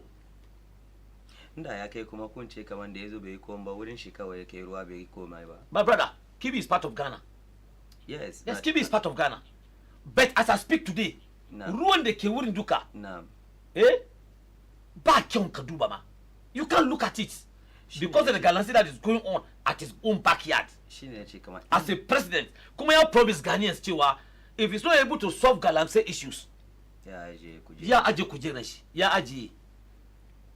is a big lie being perpetrated by the president of the Republic of Ghana. What is the chain in the Kiruna Chewa? Yai Shiria, Yai Nia, fight Galamsey. I'm fighting it in Naukoma. Watakila wouldn't fight in like Kafis can show us Kalubalenda, Baka expect. When a president speaks, he speaks with volume, respect. Yes, and people accord and respect whatever the president says. Kubakaba. Your president, the Muki de Shiu, even Gafara, is a laughing stock. Dr. Bamia Magana is a laughing stock. I am telling you. People don't take it more serious this time. Magana, we'll come and talk about that. And I'm telling you, Masa, I am not doing politics here. No. I am being factual on what I'm saying. Okay. I mean, based on what Akufo-Addo told us in 2016, Bukunga. MPP, the looting brigade, 2012, they keep Bukunga. When Akufo-Addo told us, I have never been cited to corruption, Gashi. Today, under Akufo-Addo, corruption has been what? Like Anna Shon Ruadishin. That is why Martin Amidu described she as mother serpent of corruption. But before 2016, Gabin Akufo-Addo Giamu, nana sun kowa gani. I've never been cited for corruption. Akufo-Addo in 2012. That is why he said. So today, Akufo-Addo is now the mother serpent of corruption, said by Martin Amidu she appoint. So should we believe such a person? But we know where Martin Amidu is coming from. Martin Amidu is a bona fide property of NDC. She appointed just to gain political gain. And but the same Martin Amidu told Ghanaians, the whole world, that look, that man, Akufo-Addo, he himself is a corrupt person. And he's the mother serpent of corruption. But enough for the bow. It was Martin Amidu who said it. Somebody you appointed. Go back about. So what are we talking about here? But of course, comparing this man to His Excellency John Dramani Mahama. Hey! And I'm shocked as I sit here this morning. Kagamu tangimu women gafara musulmai, we do mean bomiado musulmi, therefore we should support the rally here. Just a nature maka. Governance leadership is not a joke. Okay, governance. It's about integrity, it's about humbleness, and it's about somebody who is a visionary leader. Chairman, Chicken Totong Baumia, Yadiabula, Ashanti region. Ashanti region, Munga crowd, and where the NDC said is a rented crowd anyway. At the end of the day, was a crowd anyway. Am I Chicken Magana, I went Magana, where I have championed 33 policies as vice president. Mahama did 0. Baumia jobs. Shechi Kama, it is 33-0 in the ball like a bugu. Yana compare records, like track records. You cannot compare Baumia and Mahama on presidential levels. But you only compare them as on a level of vice presidents. Kaganeko. So Yana Kama, Mahama as a vice president, 0 policy yakao. She Baumia introduced 33 policies. Therefore, en vice president unji wani we na fula maki na inaga farilan da kanshi. Thank you very much. Don't waste your time in doing analysis. Okay. Dr. Baumia, vice president of the Republic of Ashanti region. She is a crowd. In the Jomama, His Excellency Ashanti, but crowd umbani. Young magazine covered the Sukozo. Didn't you see the crowd? No. No, didn't you see the crowd? Very good. Look, Koni is like a Natasha Najem magazine magana as a candidate. People will come out and hear me and listen to me. Okay. But they have to listen to sense. They have to listen to somebody who will do the work. When you are doing the do a career and they is that the Baumia? Is that the Baumia who has been lying to the people of this country? Yes. Is that Dr. Baumia who has not been speaking the truth in this country? They were soon just out. But I couldn't even not say cheering him on. Like, so no, but I'm a convict in the Mutani Suke my Kua in Ashanti region. But when I far away, we were not my area, I've been away NDC no Suke cow mutant miss the shit. What have you got to do with Baumia going to Massive? Because already answering she, Munsenshi. He's not somebody who speaks the truth. In any case, when Abu Otunfege that is more important. Ofu Otunfege advising she. Okay, so I think that is it. Otunfege, look, Dr. Baumia, Wabaminche, you have come to me. Always try to tell the people the truth and stand by the truth. Yeah, admonishing. Very good. Yeah, advice you gave me. Kumayami you on the Dr. Baumia Ashanti region. He couldn't tell the people of Ashanti region, come on, under my administration with Nanadu, Gabin the Mukayi. Was he able to tell them? Eh? I'm asking you. Ashanti region, the Otufu, but when President Mahama went to Ashanti region, President Mahama was able to tell the good people of Ashanti region, she was, hey, as president, go by Kulumba, Kunga Kejetia market, Fomena market, Kumewu market, Atonsu market, Asawasi market, the hospitals, cheap compounds, the need His Excellency John Dramani Mahama, no build Ashanti region. the numerous markets, the numerous hospitals, the rules, the need His Excellency John Dramani Mahama name Ashanti region. And that shows a mark of a good leader in the caliber of Excellency John Dramani Mahama. But what does that just say? In achieving the 33 policies, as vice president, I mean, Namagana, you what dollar now under him. Under John Mahama is Excellency John Dramani Mahama as vice president, dollar was no. No, not Tamenka. Under John Mahama, what dollar to see the no money? 4 CD. Very good. Something. As vice president too. And His Excellency John Dramani Mahama was the chairman of police council in the Mukasamu visibility in this country. Ko inakate kaga police suna se police awa na si. Kaga police awa diwa suna se. Ana monitor, ana observe awo negative in Kasanga. Look at the numerous killings, stabbing that ke mutani Kasanga. The way you wall that ke ba mutani under Dr. Baumia, and you tell me we're in at the 33 policies. 33 lies, D. 33 policies. You think Ghanaians will take him serious? Issues of digitalization, Master, stop talking about digitalization. Mention one center. Mention one center. The Dr. Baumia built in Kasanga. It can just circle. Digital center that could be wire building. It was done by John Dramani Mahama. Circle now. Go there, ask the people why build Muna Center. Mention any one center, the Baumia build Muna come on, Yakao digitalization. Maybe you built it, but you. Somebody who told us we Ghana card, one Ghana card, you have 1,000 overpass. And you want me to believe such a person? When happened, Chini? Oh, my brother, it looks as if this conversation or this discussion, I want us to take it very serious. Yeah, one Ghana card, a Ghana card, one Ghana card, you have 1,000 overpass. Abba. No, could Ghana card not the one chicken by you? I bet the one you know. She said, you have 1,000 overpass. Abba, massa. My 11-year-old daughter, Shamima, will tell you this gentleman is a liar. Look, Dr. Meme is the peddling lies in our career. Look, it's real. What do you do when chief mom beg my chief mom chewa? Every year, yeah, bada no 50. Is it not 50 million? No single amount has been given to that office to build senior high schools in this country. Maybe. Yeah, come my chief mom way before Super Power soon give us 16 senior high school for Muslim communities. Maybe at the Zongos. You are reserving. She is our president. You are the vice president. Can as a cabinet meeting, could not take decision. If your master is not going the right way, make a mother you correct him. Yo, munche zamu ama sama sheka do kilo rikabe yan kumasi sheka na kallo muka je muka fada cikin ditch. Okay, so I think that's the video when he was talking about the 33 nailing. So yeah, kindly play. Let's see now.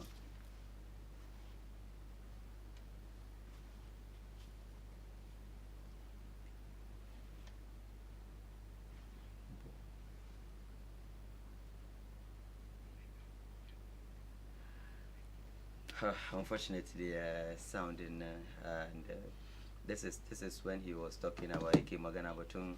Okay.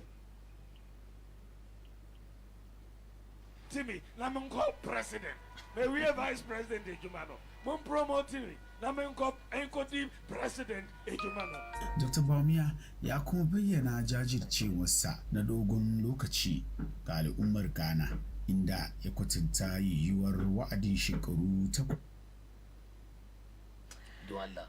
Such a man. We mun promote him. Look at Duba. Oh, but we mun promote him. My vice president Ejumani. We are passed. I mean, as a vice president. Duba, when John Mahama is speaking, if you look at Charles Martin when he's speaking, look at Nana Menini. When they say when they chair doki Tegwe Kumazi Shima another cunning Dr. Baumia Kena. So they go soon peddle lies. Look at the caliber of John Mahama and Charles Martin Suna Magana. Even the lowest describes as gentle people. Look at somebody like but we all have style in the Muki Magana. Basa, Dr. Baumia doesn't deserve to lead this country. He doesn't deserve. Don't chama. Yanda keke Magana ma on set. Yes. Haka kuma wani kuma zai zama shi ma. And I'm telling you, look at the records of John Dramani Mahama. Can't understand. No. Look at the records of John Dramani Mahama. Ka san kawai da Mahama ke magana ba haka kake magana ba. Very good. Na'am. So shi ma Stalin sa kenan ko ba haka ba. Yes. I mean, you are not making this conversation. I'm not, but no, like I'm trying to draw your attention. Kaman ba yanda kake magana ka san ba haka Mahamman. Look, da kanshi zai magana ba. A visionary leader. No. Like John Dramani Mahama. Is a mighty no. Let me build this rich hospital. Dodowa Hospital. Bolgatanga Regional Hospital. Wa Regional Hospital. University of Ghana Medical Center. Fomena District Hospital. Maritime Hospital. Bank of Ghana Hospital. Bekwai in Ashanti Region Hospital. Wanfi Polyclinic. Gomwa Polyclinic. Boma Techima Polyclinic. In Kwanta Polyclinic. Look, expansion of Tema and Takrali Harbors. What's that by saying John Dramani Mahama? Yeah, she has a president school. Very good. But the challenge. And the whole thing started when he was the vice president. It started when he was the vice president of the Republic of Ghana. I am in this country, Nanity. Okay. So you're a champion. The expansion of 37 Little Hospital. Ashanti Regional Hospital. Yo, Nasunka Gehamin. Mention just one hospital. Bawumia as vice president of the Republic of Ghana. A initiate, advise President Nanadu come on to build. Mention one. Ashanti Regional Minister Adazam Nakan said, Sooner Tambo and Shikama look. Your colleague journalist was asking him, mention one major project here Ashanti region. And Dr. Bawumia and Nanadu. Nobody. In Ashanti region. Yakasa mention. A Gangantuan market was built by a visionary leader, John Dramani Mahama. Ketia market. But between Ashanti region, ba why? Don ya gina musu wannan. You see, ko ya Ashanti region aiki. 2016, NDC lost the election based on the career da Bawumia the Nanadu. All the lies they peddle, this time it will not fly. Career the Suka 2016. 2024 because especially the Ashanti region like that. And I'm telling you, and then they lost there. We lost the election. Yes. We lost the election. Meanwhile, don't forget, Ashanti region is a stronghold of MPP. Okay. Don't forget, since time memorial, 279. Okay. At Lokochiso Victor Usu and others. So Edu Boy, Ashanti region has never gone for NDC. Okay. It is only MPP. Chesa in this win one not strong will well, fair. It's good. But this time around, things will change in Ashanti region. The only percentage we want in Ashanti is only 30%. If you're able to, NDC is able to get 30% in Ashanti region, we'll win the election. Mark it on the wall. Really? Today, as I speak, it is not only NDC who is fighting MPP to come to power. Majority of Ghana, including you, go. K the kanka. As we speak, you want NDC to come. Really? Yes. You want your mama to come. That is what I'm saying. Majority of your colleagues are of the opinion. Come on, today, the MPP and the Nanado and Bawumia have collapsed the country. So collapsed country. Education sector collapsed. Agri sector collapsed. Kasa Kwanichinga, former Minister of Agri, Bodie Maikao Ministries. What they say? Also free. Presidential when they say also free akuto free community e ka when I say one taking the whole place. So that's the economy is in shambles.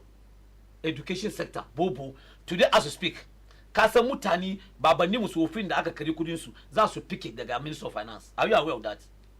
Yes, because the economy couldn't gather duka sun cinye. Look at Palugu. You know of it.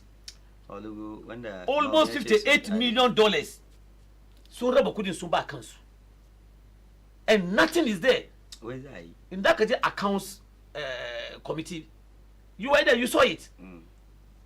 Accountant general no Atambe minister way Atambe look at all these useless things. But country now is a bureaucracy country, so like. So how can you be using our money just like that? It's a bureaucracy. So how can you be spending our money like that? When you through channels, that's all. Look at PDS under Bawumia. Look at Bost under Bawumia. Australian visa under Bawumia. All these things, negative things about this country under Bawumia and Nanadu, and you tell me, come on, Ghana should put the destiny of this country into the hands of Dr. Bawumia. It will not wash. as we speak, Ghanaians are sad. They are not happy. They are not comfortable about what is going on in this country. They are not happy. Sister, from the onset, leadership is not about wake Muslimi, koke Christian. It's about somebody who has a vision for the country. What is it? A rescue country? Is it a cabinet development? And who is that person? It's in the person of His Excellency John Dramani Mahama, the nation builder, the rescuer, the doer. So ya baka kiran su alan kashi da sau don ka kotun su ma da sauransu baka ce su ma an ba su. I am look always in magana. Some of us come on nyaka. But we now join NDC banu. I was part of the struggle. I'm a cadre.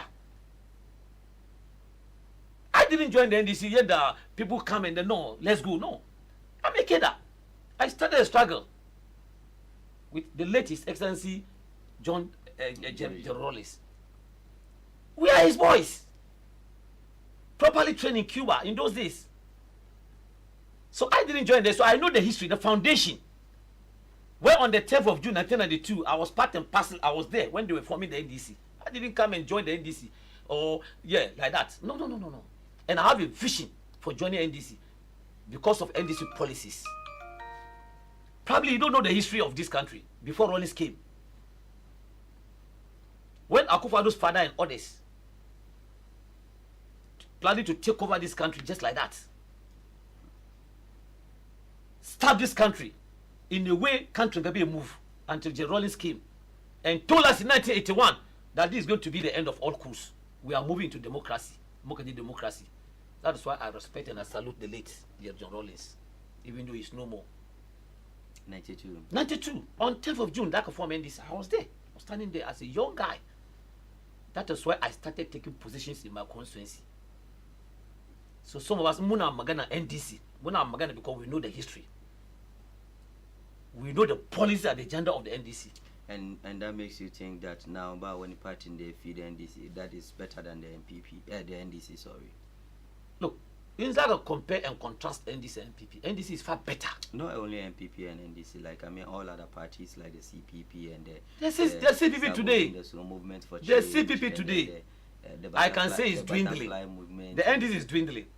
The NDC? Sorry, the CPP is dwindling. The PNC the same thing. There is not any party in this country in that can support agendas thinking of developmental product about the country. It's NDC. I'm telling you, that is why today Mutani Mudeke Kasa always they blame leadership. And I told you the last time, look, the reason why we lost 2016 election, it was because there was a gap between presidency and then the grassroots. In the Mutani Mudewa, I'm fishy, come on, neglecting su. The party was not taking care of them. Come grassroots had the Gaskia at that time. That was the biggest mistake in the Mukai. Because there was a big gap between the presidency and the grassroots. Why are you supposed to concentrate on the grassroots, on Ghanaians and the development in Ghana? If I say the grassroots, I'm not saying NDC per se. Okay. Any other person well noted matters in this country. Can you understand? When we're in power, people come to us who are not NDC. No. Mujedesu, Atenyesu, and we did that. But based on creating the Baumei, the Akufo-Addo, the Mutanusu, Suke Kriya, Imunzo Mobar Sidi, AJ 1-1. Imunzo mo make sure kama komi ya je dede economy na ya stabilize. In G-SU MPP, where Russia-Ukraine war, the COVID-19, she exchange rate in Nigeria. They should be telling this to the Marines and not Ghanaians. In that case for the Russia, I for the Russia, bomb piazo chingana ni. When you have a bomb piazo Ghana. So what are we talking about? In any case, in the COVID days, couldn't the suka samu COVID-19 na COVID-19 days, couldn't that crowd ka basura basuba kan sune. Kamanta parliamentary candidates na sanargu ta fito ta magana couldn't that ka bata almost 1 billion. Ta fadi munji. Tace an kawo COVID monies an zo na raba ma constituency executives. Didn't she say that? She said it kowa ya ji. Kuma tace ta samu nata. And executives constituency must samu nasu. Even COVID COVID in days over COVID, it is a benefit to Ghanaians. They be calling them from World Bank, IMF, internal generated funds, duka, I think Kasanga. They share it among themselves. So what are they talking about? In any case, Ukraine Russia won the Suke Magana. Come enough for dinner. When African country bomb is your land, can she? It's a global village, so look at NDC. When we were facing problems in 2014, well commodity markets took a Yajimi down. You remember very well and cast your mind back to history. The world commodity market in the Duka has gone down. But John Mahama, as Vice President, His Excellency, was able to manage the economy to the extent, come on, compared to this country. Can Dr. look at John Mahama, NDC. Kenke, a ball of kenke is 1 cedi. Fish is 1 cedi. Go na career. A ball of kenke is 5 cedis. A ball of kenke, 1 is 5 cedis. Kifi Yenzu, Shima, that's 10 cedis. And you are telling me that the economy of today, Bobian Agia Kama is far better than that of. It was a useless policy in the cow. Policy they cow useless. Alasan Sisi, the Gazenu Central. Well, good morning to everyone. When road toll was cancelled, Ghanaians called for the road toll to be restored. Yes. But the MPP men, that meant that they claim, they have said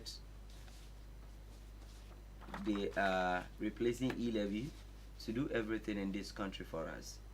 I remember they said those of us were against the cancellation of the road tolls were just enemies of the state. MPP are just published people. One and the guy, Alasan Sisi, the Gazenu Central, a lawyer viewer. Good morning. Please tell Mr. Olabode he is doing good. He's a good communicator. Alhaji Alasan Ibn Ibrahim, Kumasi former national executive. Okay. Alasan Ibn Ibrahim. Thank you. Alhaji Alasan Kina. Yachewe Kanakuka. We must call those the phone lines. I mean, before we take about the phone lines. No. Dr. Bomea Gamuna, come on, they are moving from taxation to what? Production. Has it been done? But wasn't that a good, initiative like something? It was another lie. So have they implemented it? Not Tamenka.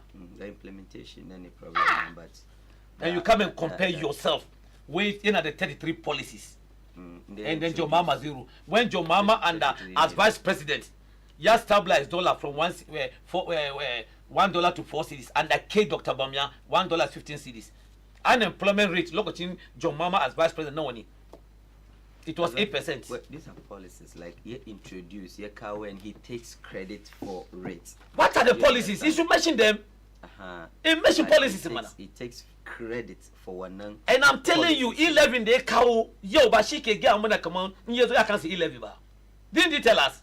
No. Was it not part of the decision making that can implement e-levy? E-levy market it was useless implementing it. Ama you can get a money and kazo kaimi kazo rubbish. No proper thinking. You think we are small boys in this country? We think we are small boys. Carrying the bomb in 2016, he will never get it again. He will never get it again. We are ready for them in 2024. Anywhere they go, suka pedal career, munjemu sell record street. But Ghanaians look, that man, Dr. Bamia, is a liar. He doesn't speak the truth. And Ghanaians doesn't. We don't need such a person. All right, now go to Chairman Olabode Williams. Thank you so much for your time. Now, yes. So, Barim Bakadama, Kabamu final West. Thank you very much. Thank you very much. In so use one opportunity for go to my families na duka. The suke dubonga program daga Salaga. Masalam Ajia, Masalamo to Bikuku. The mission to Alaj Fatao, Yana Kina. In Kaje Salaga duka. Not mad, na in Chemaka the whole Ghana. Can I even kuku? The Zakasha. I'm telling you, ajiya salamatu bi ko matan Alhaji Fatawo Salga kai din ka je kai ka budi ka tambaya sun ga maka ko kun ta ba easy bane almost tell ko getting to 40 to 45 years kiga and it's still paying nice she said na get the families na duka na fi wan Salga ni jin da ka fi ni ba na zo bane I was born and bred in Salga in this country families na duka Salga muka tashi ban da shi kuma ina so gode ba kota system guda tana kallon ka yanzu haka Hajiya Hawa Sulemana tana sai da fruit daga Shama station ina kuma fruit ta is the best daga mamu bi ko ni no nima a Shama station na ce maka ka zo ko ko next time zan zo na kawo maka fruit ta Hajiya Hawa Allah kiyaye ki da yan gidanku dukkan muna gaida ku fruit ta na is the best Hajiya Hawa mai fruits daga a Shama station in ka zo kaga kowa ana zama wurin nan ne ba easy bane kuma she's a strong member of the NDC kuma ina so kuma in gode ma very good maybe na je na kira ta in bar aiko maka kuma ina so in gode ma constituency na baki daya in gode ma kamar ina gode ma families na duka da kokarin da support da suke bani in gode ma a yawa su isarakai duka da imamun nima duka na gode musu bayan shi kuma ina gode ma constituency executives na ina so su wake up from their slumber su yi aiki mu duka mu yi aiki because the task ahead of us is not easy. Mutashi, wake up from our slumber and wake up for the betterment of the NDC and John Mahama. Kuma na so gode ma everybody da suke kallo suke support na. Zogo Caucus Alliance communicators na gode muku sosai bayan kir sunan kowa wallahi na duki alkawari these people mu handle sun Allah ya sa His Excellency John Dramani Mahama yazo kuma zai zo. I'll be part and parcel of the group and I'm part of it. Kuma na gode ma waɗanda suke jin programs sun ga duka masha Allah Alhaji Majesty da Hajiya Kande Majesty mun gode ina kara gode muku da gode da kuke yi chairman Alhaji Olabode Williams chairman Olabode Williams the longest serving chairman in Greater Accra with vast experience thank you so much for your time this morning mun gode da ka samu mana lokaci da safin chairman we lokaci da zai zo duka MPP na guduwa chairman the next time but excuse me it's a fact shonka kama MPP sun zo insha Allah always ina so su zo su masu kallo za mu je straight mu kawo muku sports from the sports goddess and of course Tsarin sports team mu insha Allah kada ku yi nesa da talabijin ku muna zuwa assalamu alaikum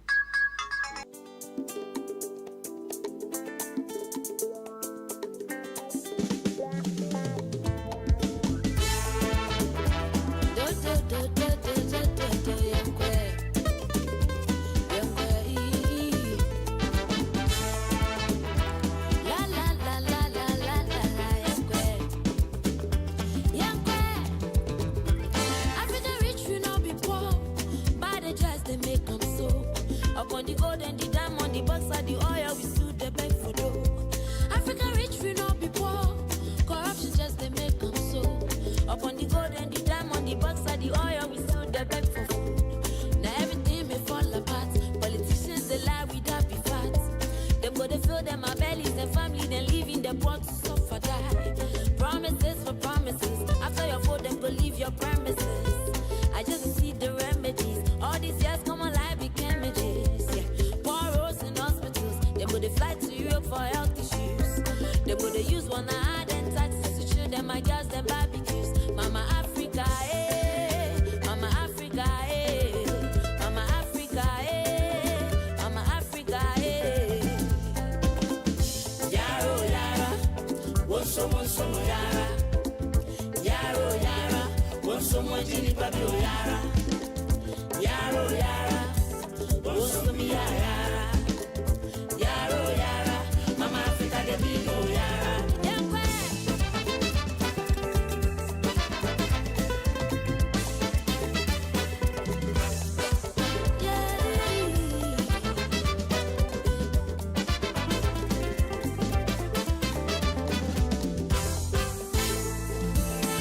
Rise up, my country people.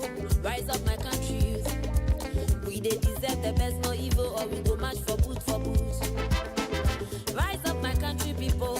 Rise up, my country youth. We they deserve the best, no evil, or we go match for boot for boot. Now everything may fall apart. Politicians they lie without be facts. Them go they fill them my bellies, them family, they live in the works to suffer that. Promises for promises. After your vote, them go leave your premises. I just received the remedies. All these years come alive became medis. War roads and hospitals. Them go they fly to Europe for health issues. Them go they use one hard and taxes to shoot them my girls, them barbecues. Mama Africa, eh. Mama Africa, eh. Africa, eh. Mama Africa, eh. Yaro, yara. Wonso, wonso, yara. Yaro, yara. Wonso, mwanjini pabio, yara. Yaro, yara. Wonso, mi, yara. Yaro, yara. Mama Africa, they need me. Mama Africa, eh. Africa, eh. Africa, eh. Mama Africa, eh. Yaro, yara. Wonso, wonso, yara. Yaro, yara. Wonso, mwanjini pabio, yara.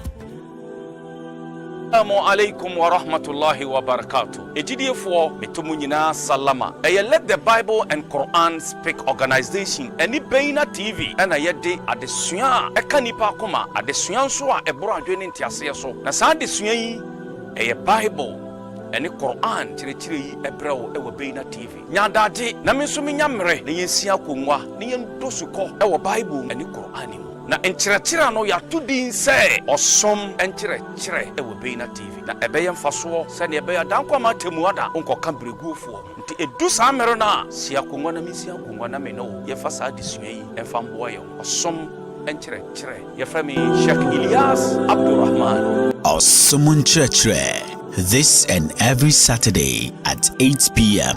only on Beina TV.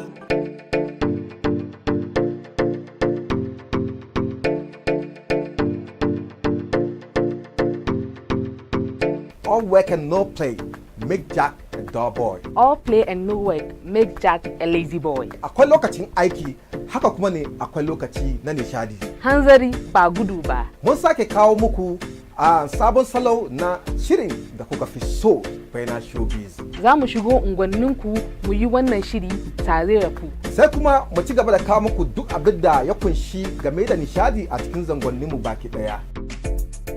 Kada ku manta ni naku Ambassador Entertainment Bash aka Sarkin Zango tare da abokiyar aiki na Aisha Muktar. Kar ku yi nisa da talabishin ku kowane rana Asabar. Inda muke gabatar muku da wannan shiri Beina Showbiz. A ce muku me, a ce muku daidai ne.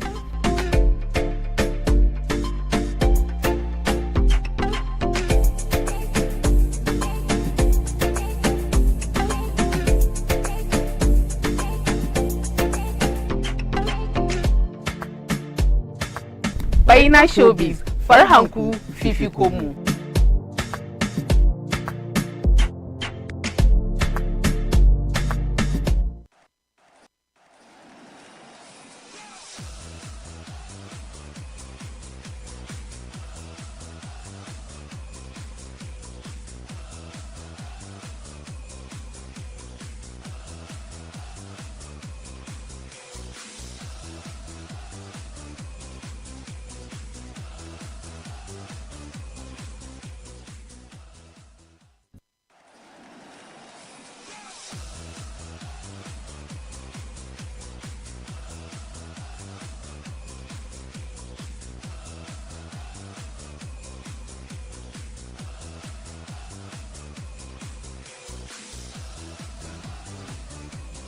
Right, so lokacin wasanni kenan ya kai, and of course the sports goddess kasan sunan Salma Sabo kenan da bata ko the sports goddess komai sports da chale manta ko aligoto kasa aligoto sule kasa aligoto alasa kollo alasan ne akwai wani game da ake yin da shi da wani sports din shi kasan wannan ga sunar ba akwai wannan ake rarrabawa yawa kolon alasan da shage yawa duka ko bi tournament in shi duniya ma Salma ta sani kaga duka ta sani.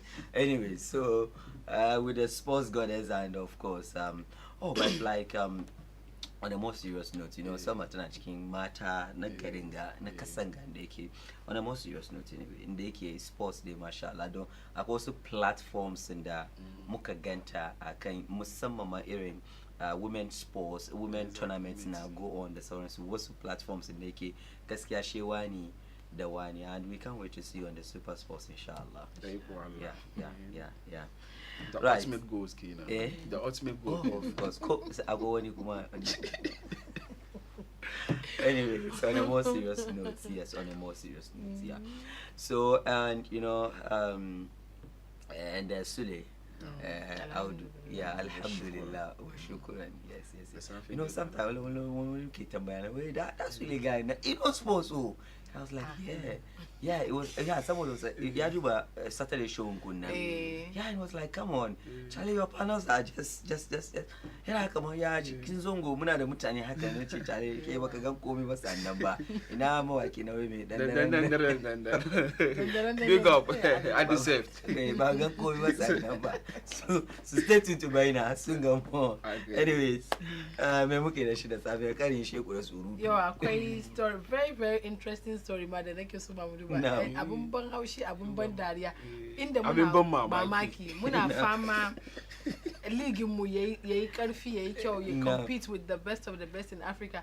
Yanzu dai muke jin from scandal to scandal. Jiya dai kamar muka san last match in Dreams FC 34 week 34 na Ghana Premier League inda muka ga jiya Dreams FC da su da Real Tamale United da su sun riga sun je relegation already.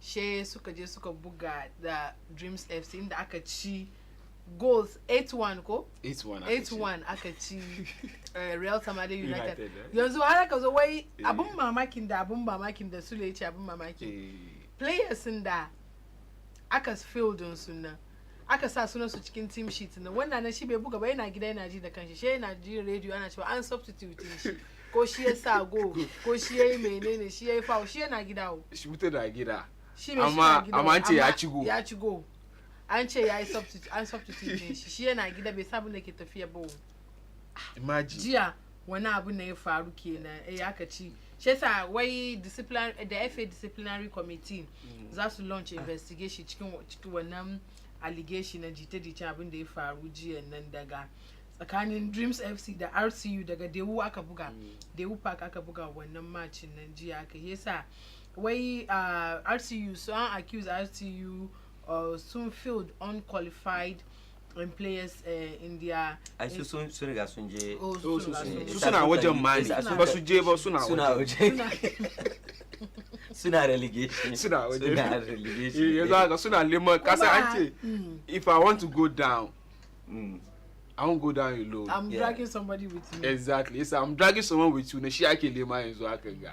Yes, when kira where players in da aka kawo way from division 2 side su suka kawo su wasu daga division 2 side aka kawo wani players na wai saboda su main players Real Tamale RCU na wai ba biya su watanni shida ba unpaid salaries for 6 months albashin wata shida she suka boycott da suka boycott na shi ma je kawo division 2 side su Galaxy FC su zo su buga wannan matchin nan shi yasa maganan nan kenan aka ci da dalilin da ba da aka ci su 8-1 Dreams FC suka ci su 8-1 ko da ma division 2 side nan ne ma wani 8-1 like what is going on here kinga match na da kanshi ba you know akwai stories da yawa game da matches because football ba tashi in za a buga football akwai procedure da ake bi before a buga match akwai match commissioner wanda zai zo ya kamata ya inspect players na kaga na from both sides they duba kaman are they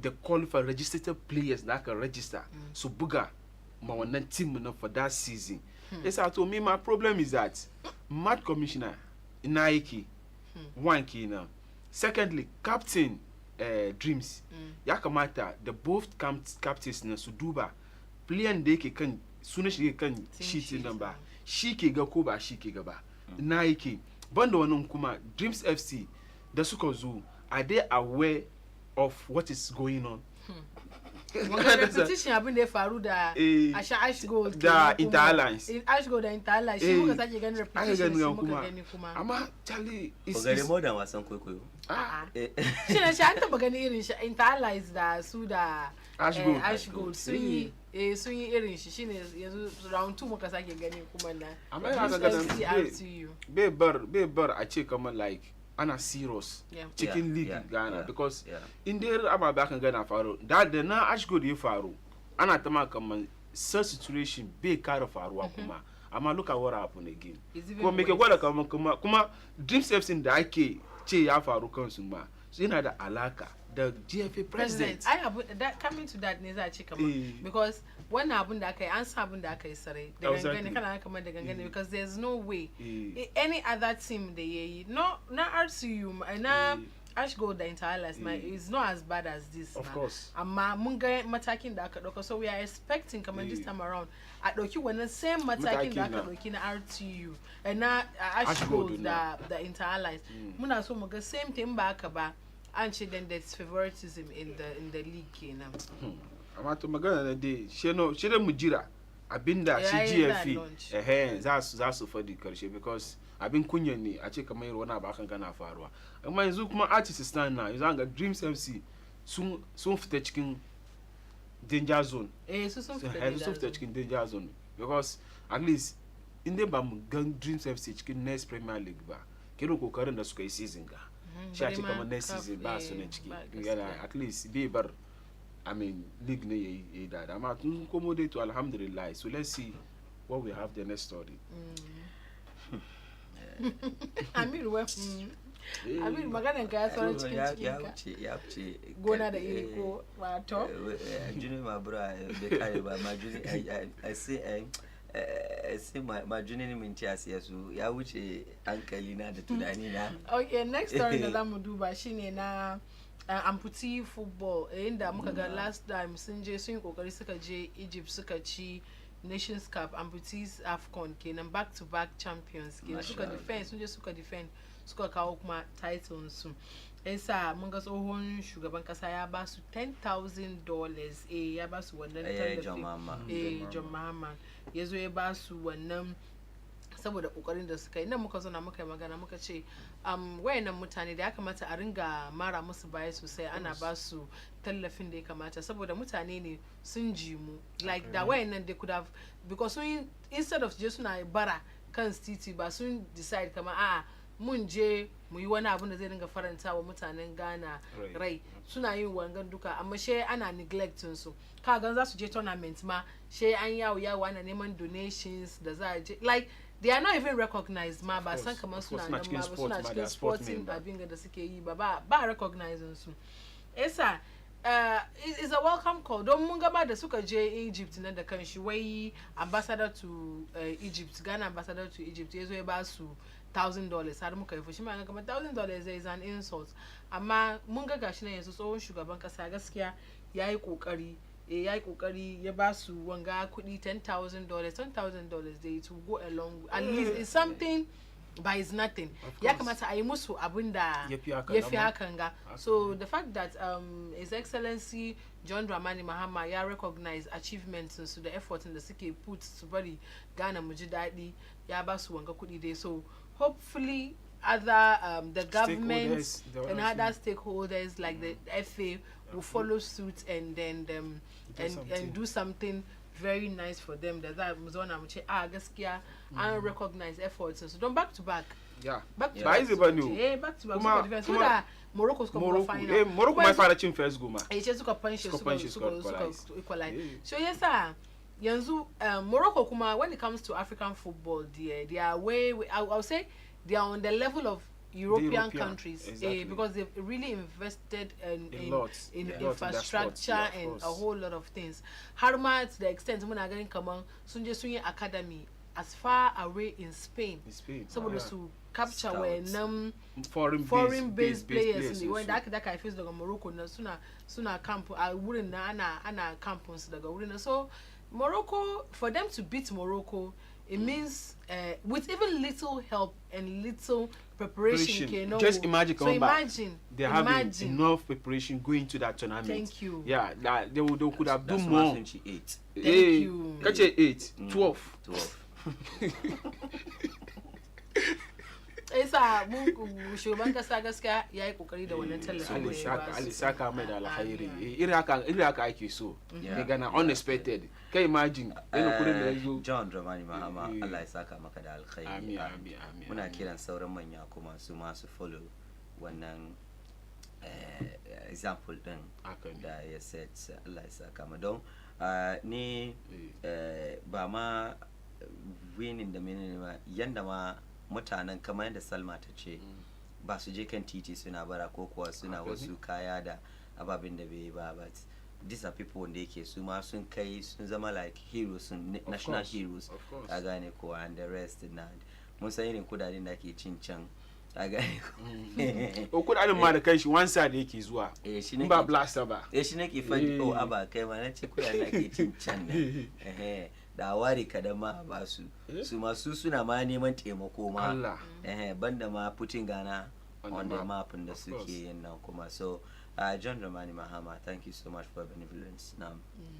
All right, so I think kan wannan so sannan kuma GFA kuma wai GFA awards ko Ghana awards, Ghana Football Awards, full list nominees na mun jayi inshallah the 29th zai kuma ga ganin ba yanzu an ga ba yaran mu na zango ba. I mean, we should be able to appreciate muna yan zango ki duba shortlist da yake kai yaran footballer of the year and ina ki kawai ne ga gana ga Bukari ga Fatahu haka kuma last season Kudus ya doki last year Kudus ya doki season ga kuma gashi nan kuma season ga da kanshi ka kaman Fatahu DJ Leicester, you know, impress. Yeah. The one yake wajen. I'm really rooting for Fatahu. So, you know, su ci gaba shi cikin ko. Wa.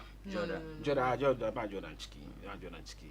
Well, let's say I am based on your achievement from last da kuma foreign team mun kan da. Yeah, I usually is a foreign team man, don't so no make buga international assignments.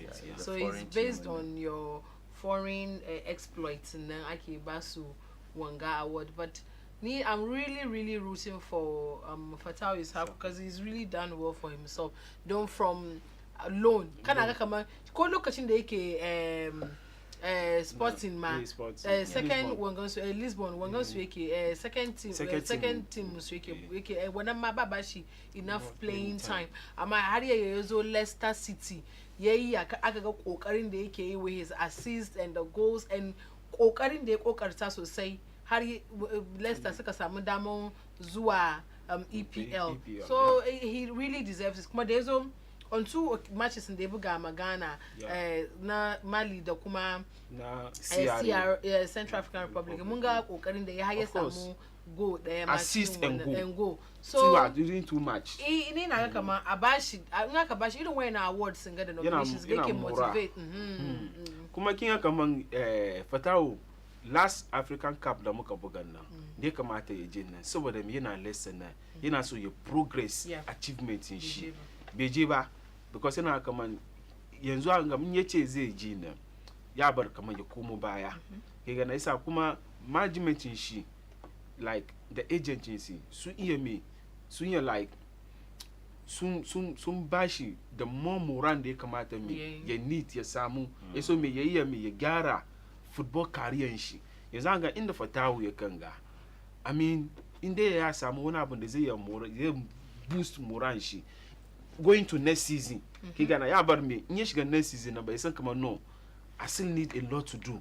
But we like even though with the little I do from the last season, I'll be able to achieve this. Going to the next season number, boost moran she so me. She might be more because we need more of these players. At the top level. In this way, as soon as Sam comes to top level, but at least Boma Zongo, Musa Kama, like we are proud of ourselves. I tell you, Gayaro Zongo, she might not chicken nomination, world best. She might want one achievement in the chicken Zongo. So let's see how it will go. Kuma, for me, chicken listening, I wish Fatahu it will be crowned as the footballer of the year for this season. Inshallah. All right, so can I go Fatao that can I wish that about Fatao? Oh yeah. Even though kuma Kudusi ai kokari amma gaskiya kamata Fatao is samu. So Usman Bukari da Inaki for. If Usman is not bad, Usman's not bad because but like Yadoki League. So it means that when they find Kenshi when now we're in Duka like phone and she when they all deserve. They all deserve. Even Inaki also is also doing exceptionally well at Bilbao. Come in there, Inaki's issue. Come in there, and Jordan Asia he's been playing out of roles, and so I think I've been the Saba again Inaki Black Stars. He's been playing out of role. In there, Samushima, Yanzu Samu standing, she Samu fitting, she like your Munga. So don't even though Musa Kaman Jordan na kokari yana he scores, but for this past 2 matches in the book and we've seen the Jordan they were expecting to see. Kulun the Shache way Jordan is a lazy player, but these 2 matches na yabari munga Jordan dunda ma bubu on deke buga be samu role in deke so but she the kan shaye bude bakin she fadi, so you should see that is equally the same with Inaki because Inaki is a bad player, but of course Inaki is not a bad player Inaki. at all. Nkaje Bilbao kasa kama Inaki is a legend over there. Kana kama nsuka samu kwai samu standing shi team ya garu sosai kida kana kama it's star-studded. The Black Stars team is star-studded. Oh, yanzu aka gade na aka ko Argentina aka kawo ma mun gwara su. I mean, you could chalk minutes today.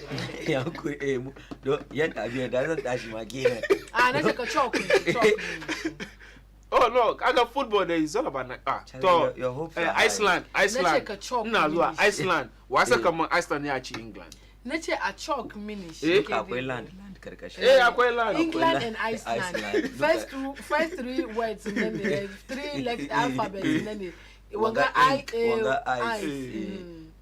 land ne mama da Messi ayi go okay wani ne Messi Kudus mana yo Messi na can yana star boy yana ya zama Hollywood star now anyways shikenan ko lastly they zamu dai magana batun boxing wasan dambe kenan dambe in the Saudi Arabia where that's to create boxing league don mun ga over the years fights big major fights in the Saudi ake kaiwa mun gana Ngannou da Fury sannan muka ga kuma na Fury kuma da Usyk sannan muka ga na AJ da kuma what's this other guy's name shi ma duka Egypt Saudi ake kai most of this fights na kuma muna ga patronage da even from mutanen cikin Saudi da kansu su suke cika arena nan before ma sannan other ones da suke zo yasa when they are in talks of creating a boxing league kuma kudi ne abun they have money they will push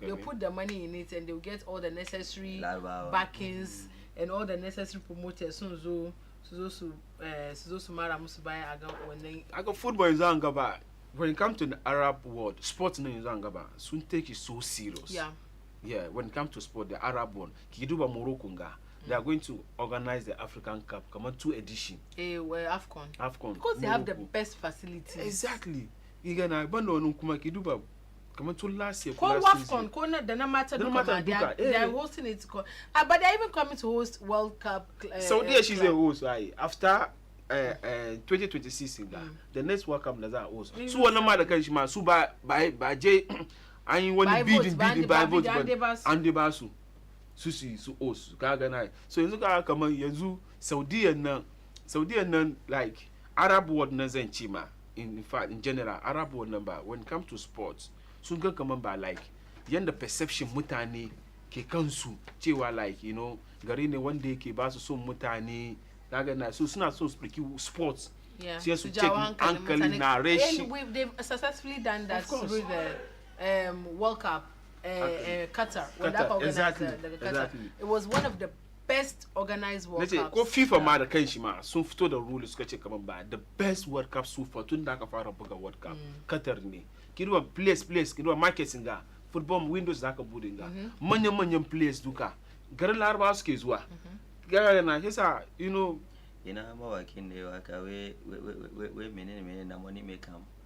Better soup. Better soup na money may come. Akwai kudin, the kudi is there. The World Cup ana use kudade coins ana organize su malam billions da suka saka ciki ma muna gudu muna IMF na karban 3 billion billion ana container stadiums kaga disposable stadium aka ce maka ba wai kama ba wai bane disposable stadium kuma stadium mu jam shekaran jiya da Baumia AJ meet Blaster captain party wai like yana so at least Ghana mu ma ce muna da stadium for new stadium wanda yake inda mun samu new stadium players za su buga ball sun san kaman ba they are playing football in a good ground match da muka buga mu da sai Africa wallahi da wani gari ne da Ghana an complain about that pitch because ana buga ball na bounce kan ai da safe na wai kaman safe na aka zo aka sa wanga kai imagine amma da muka je Mali duwa ball da muka buga daga Mali ai baga ga Ghanaian manager where we thank the Malian FA for giving us a very good pitch imagine watch Ghana as a football nation the jams the stadiums and so ya zai all right so mun gode Salma Ahmed Bandao and then Sule Audu na san alazanmu kuma yanzu suna shiri za su hawa rafa ke kuma jibi insha Allah Allah ya karba musu amin mu ma Allah ya karba mu sabon shekarar ma muna waje insha Allah of course insha Allah muna tare da iko Allah. All right, so jama'a Allah ya kai mu gobe ranar Juma'a zamu kawo muku the Friday edition of your favorite Hausa morning show right here on Baina TV. Ko ci gaba da kallon duk shirye-shirye mu abokan aiki na Suleiman Audu da kuma wato Salma Ahmed Bantawo Khadija Kubura Kailani KKK Sarauniyan dandawa tare da ni Amir Mukhtar muka kawo muku wannan shirin Tsarin Safiya. Allah ya kai mu gobe a huta lafiya. Assalamu alaikum.